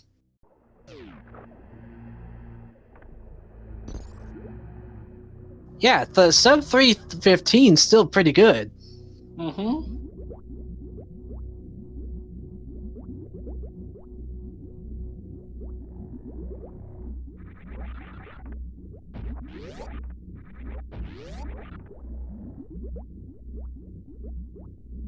CapnCrinklepants is playing it safe and saving here. I don't blame him.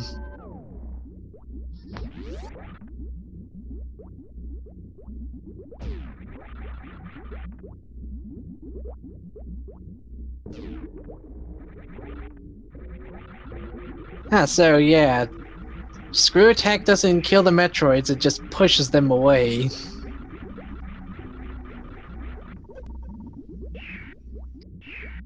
Well, it does piss them off. It also seems to stop the Metroid from draining health too.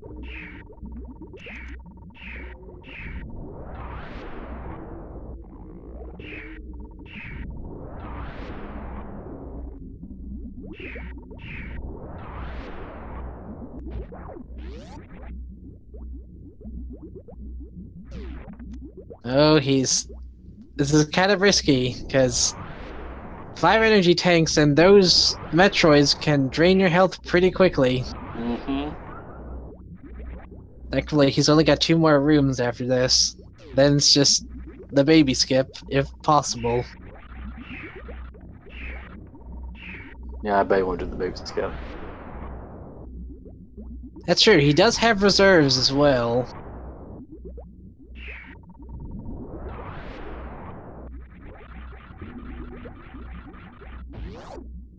All right, just one more room and on to the baby.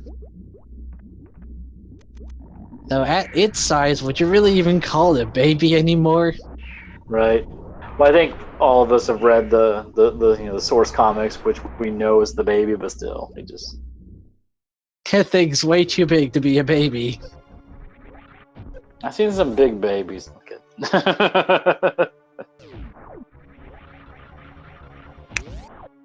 My daughter was a tiny little thing when she was born. But her cousin was like one of the biggest babies I'd ever seen.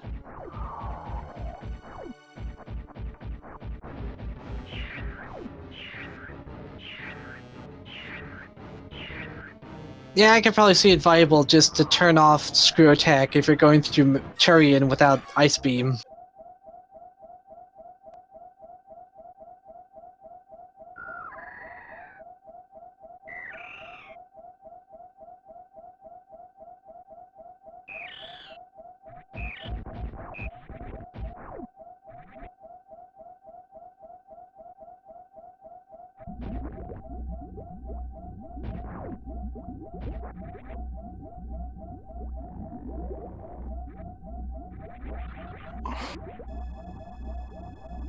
With baby out of the way, now it just has to get through the last section here, and... Oh. Did he have high jump? Yeah, I guess he did.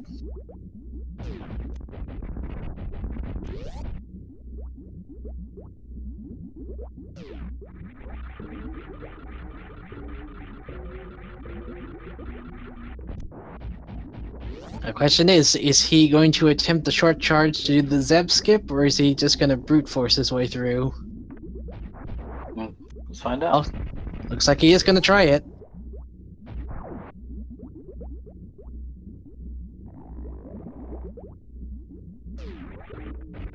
Nope.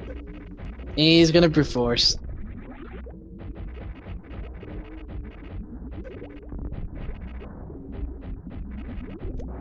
All those damn rings will get in the way. But he's got plenty of super missiles. He'll fall there pretty well. Yeah.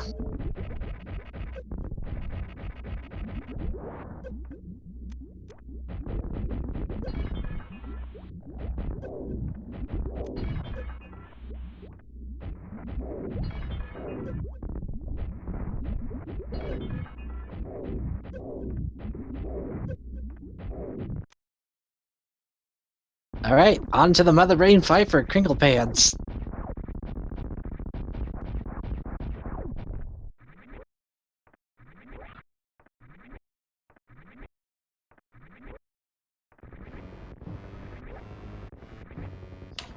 Yeah, I don't blame the other tracker for leaving at this point when it was close to the end of Anaconda and Alucard's race, because it's pretty late. Yeah, it is.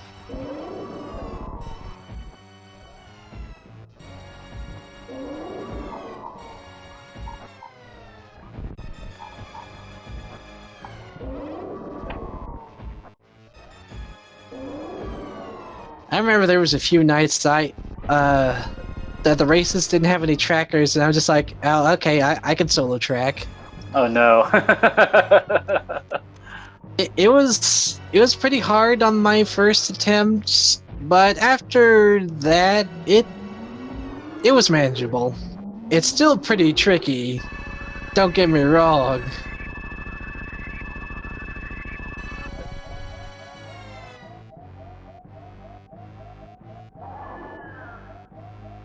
Good thing he had that reserve tank to boost his health back up to 300. Yeah, otherwise he would have just been dead. I will say I always loved this like in-game cinematic sequence that they did here. Yeah, I'm surprised Mother Brain just survives having like its energy drained by the Metroid. Well, as you can see, she actually is weakened by the attack, because before she has like a bright orange glowing brain, then she has like a dark red brain, so she's obviously weakened by it. But this is Mother freaking Brain we're talking about here, the leader of the space pirates. So obviously she's got some life force to spare, you know, even against a giant ass baby Metroid. You thought you could sap my brain? Well, I have a second brain. I won't tell you where.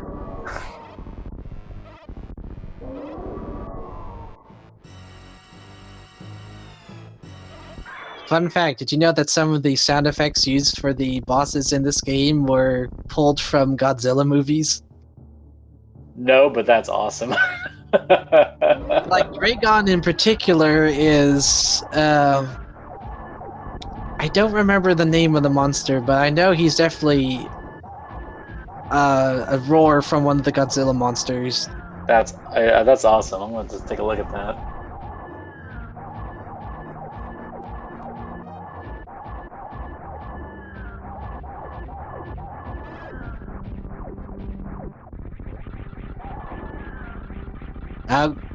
Now we know...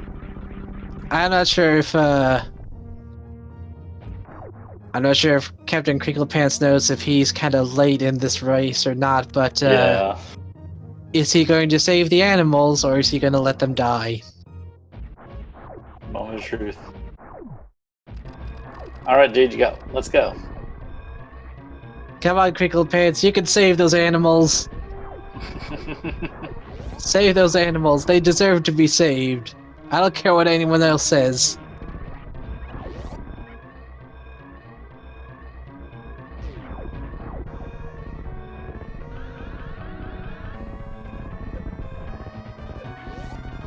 Man, can you imagine doing this escape sequence without speed booster?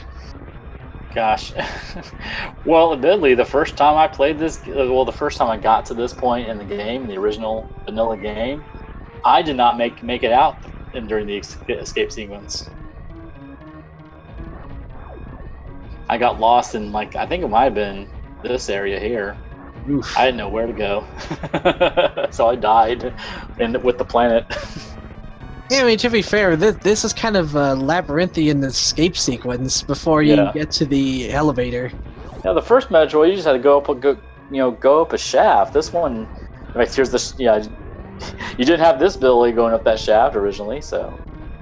But yeah, that was the original. I really liked how they put that original broken down mother brain room and escape tunnel in, like, right at the beginning of this game. I just love that, how they did that. There's so much artistic. He's gonna save the animals. Oh, he's gonna save them. Yes. There's just so many artistic choices they made in this game, which I just absolutely loved. Now he doesn't taunt them. He saves them. Yes. Run, be free. Be free, animals. You are saved.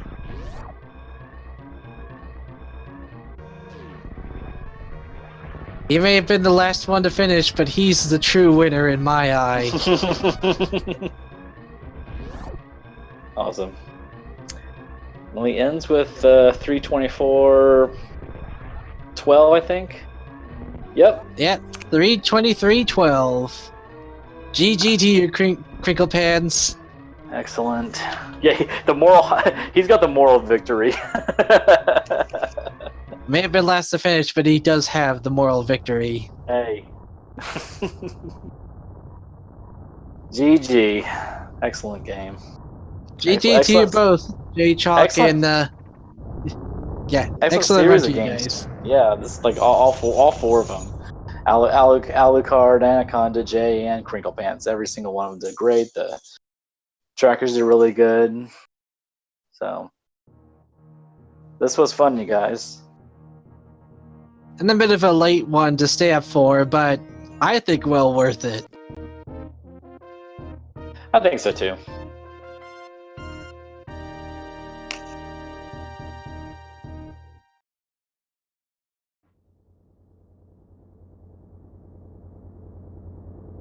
Also, Zale, don't forget to set both as finished too.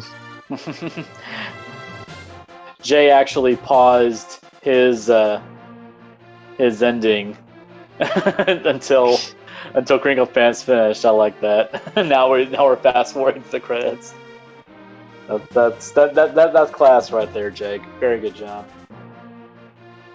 Waiting for your bro. He's gonna try to get to the exact same point. I bet. No, Jay, just a touch further, Jay.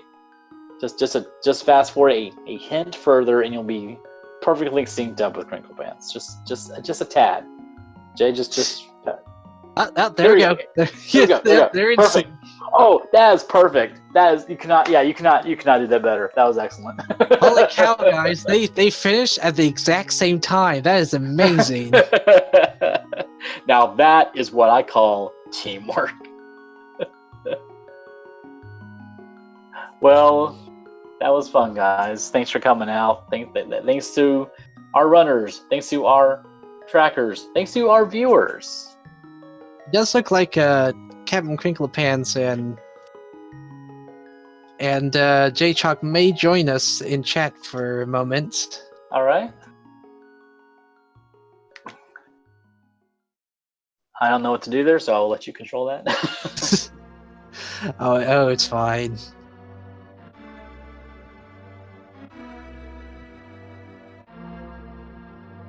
Actually, did they get the invite, or is it a bit too late for that? I'm not entirely sure. Jay's here. Hey, Jay. Hey, what's up? What did you think of that scene? That was actually pretty good. Yeah, I really like that scene. What wasn't as trolly as usual? Especially given how friggin' loaded Pod was. Yes. Pod was like a friggin' treasure trove. Yeah, about Pod. Yeah, both Captain and I were talking like I think our biggest mistake was not diving into Pod. We had all of the materials needed and we had access to Dark World. It was just loaded. I mean, I was the first to go in, I think. And I remember there was first 3 keys, and I was like, okay, this is interesting. And then boom, Varia. And then boom, just one after another, all of these items. And I'm just like, oh no. There was information overload. It really was. I felt bad. I'm like, what was the routing for Pod? He's like, I don't know. I was too excited. I was joking on stream when we were wondering where some of the other items were because we had no idea where Varia was, and then all of a sudden, oh, here it is in Pod. Oh, okay, where's Speed Booster? Oh, it's here in Pod. Where's Kata Samaria? Oh, it's here in Pod. Yeah, exactly. Or you just saying in general? Also, Crinkle Pants, I'll say this much: even though you were the last to finish of this group, you have the moral high ground because you saved the animals. I totally would have saved them had I finished Super Metroid last. Oh, that's awesome. Yeah. Quick question: who went to Pod first? I think that was Anaconda. Ooh, I don't remember. Yeah, okay. Anaconda. Okay. That makes sense. Yeah, it does make sense because I mean I completely forgot about Pod being an option, which sucks. But same. Whatever. I had a lot of fun. Well, if it's not forefront in your mind, you can't really blame yourself for that, you know. What was that? I said it wasn't really forefront on your mind, so in the heat of the moment, I mean, things like that just happen. Right. Where was the moment that it kind of went off the rails? Do you think? Skullwoods. Yeah. Skullwoods. Oh my gosh, I was so close to just like going into the kitchen and making me some food and then coming back. Okay, chat correct us. Actually, Alucard went in first. Okay. I know Captain also had a difficulty with Skullwoods. Oh my god, that was so bad. I don't think I've ever had a worse Skullwoods. Like, not even vanilla. My first time playing through the game. Hey, if it makes you feel better, the last race I tracked for, all of the racers had trouble with Skullwoods. That's good. When they got to Mothula. They actually had to dip back in twice just to finish it. And I think one of the racers actually had to do it 3 times because he kept dying to Mothula. Yeah. Yeah, Ouch. If you notice, I put it off till very last because I was just like, nope, I'm not doing this again. And then, of course, I do it. I get hit once and kill him so quick. Yeah. Did you guys see my fight went so well? What'd you guys think of that blind fight? That was that you got the clutch there. That was Oh, amazing. okay, so I think I screamed like a bunch of words. I don't know what I said, but like I went in. Okay, so like blind is one of my worst fights ever, and so I went in there. I was like, I'm just gonna kill myself. Like I said, that I was gonna kill myself, and I'll come back because I know blind stays there, and I'm just gonna come back. But when I actually like got the blind kill, it was like a half a heart on the final phase. Oh my god, I couldn't breathe. I liked that too. You were like, should I check Hype Cave? I'm gonna check Hype Cave, and I was like, no, I'm doing the world tour. It's fine. You're like, okay, then I'll go do Thieves Town. And then Hype Cave had Kane O'Brien in it. Kane O'Brien. Oh man, it was a very meh hype cave. It was. Yeah. It was. Definitely would have helped me for her. Yeah, exactly. It turned out it was cooler though, because he got the super clutch kill. Mm-hmm. I'll say the item routing was interesting though, given the fact that the merchant had the Hermes boots, which you can then go to Bonk Cave and get. I think it was Space Jump. It was. Space Jump was Hookshot Cave, which I was really impressed. Oh, that's where it was. What was in Bonk Cave then? Bonk Rocks was Mirror. I got that. Oh, Yeah. right, yeah. Because then that would bring you to Hera. Yep. That was all pretty quick. I just on a whim was like, oh, I have boots. I might as well check Bonk Rocks. Oh, there's Yes. Mirror. That's huge. Yeah, that is a good find. Also, I skipped high jump boots, not even thinking about worst room in the game, like being a thing that I needed. And then I was on my way to Ganon's Towers, like I really want to find this space jump. I guess I'm right here, right next to Hookshot Cave. I might as well just check it real quick. First chest was space jump. I'm like, oh, thank God. Yeah. Yeah, it's a good thing that like the one chest that just needs Pegasus boots had space jump in it. Right.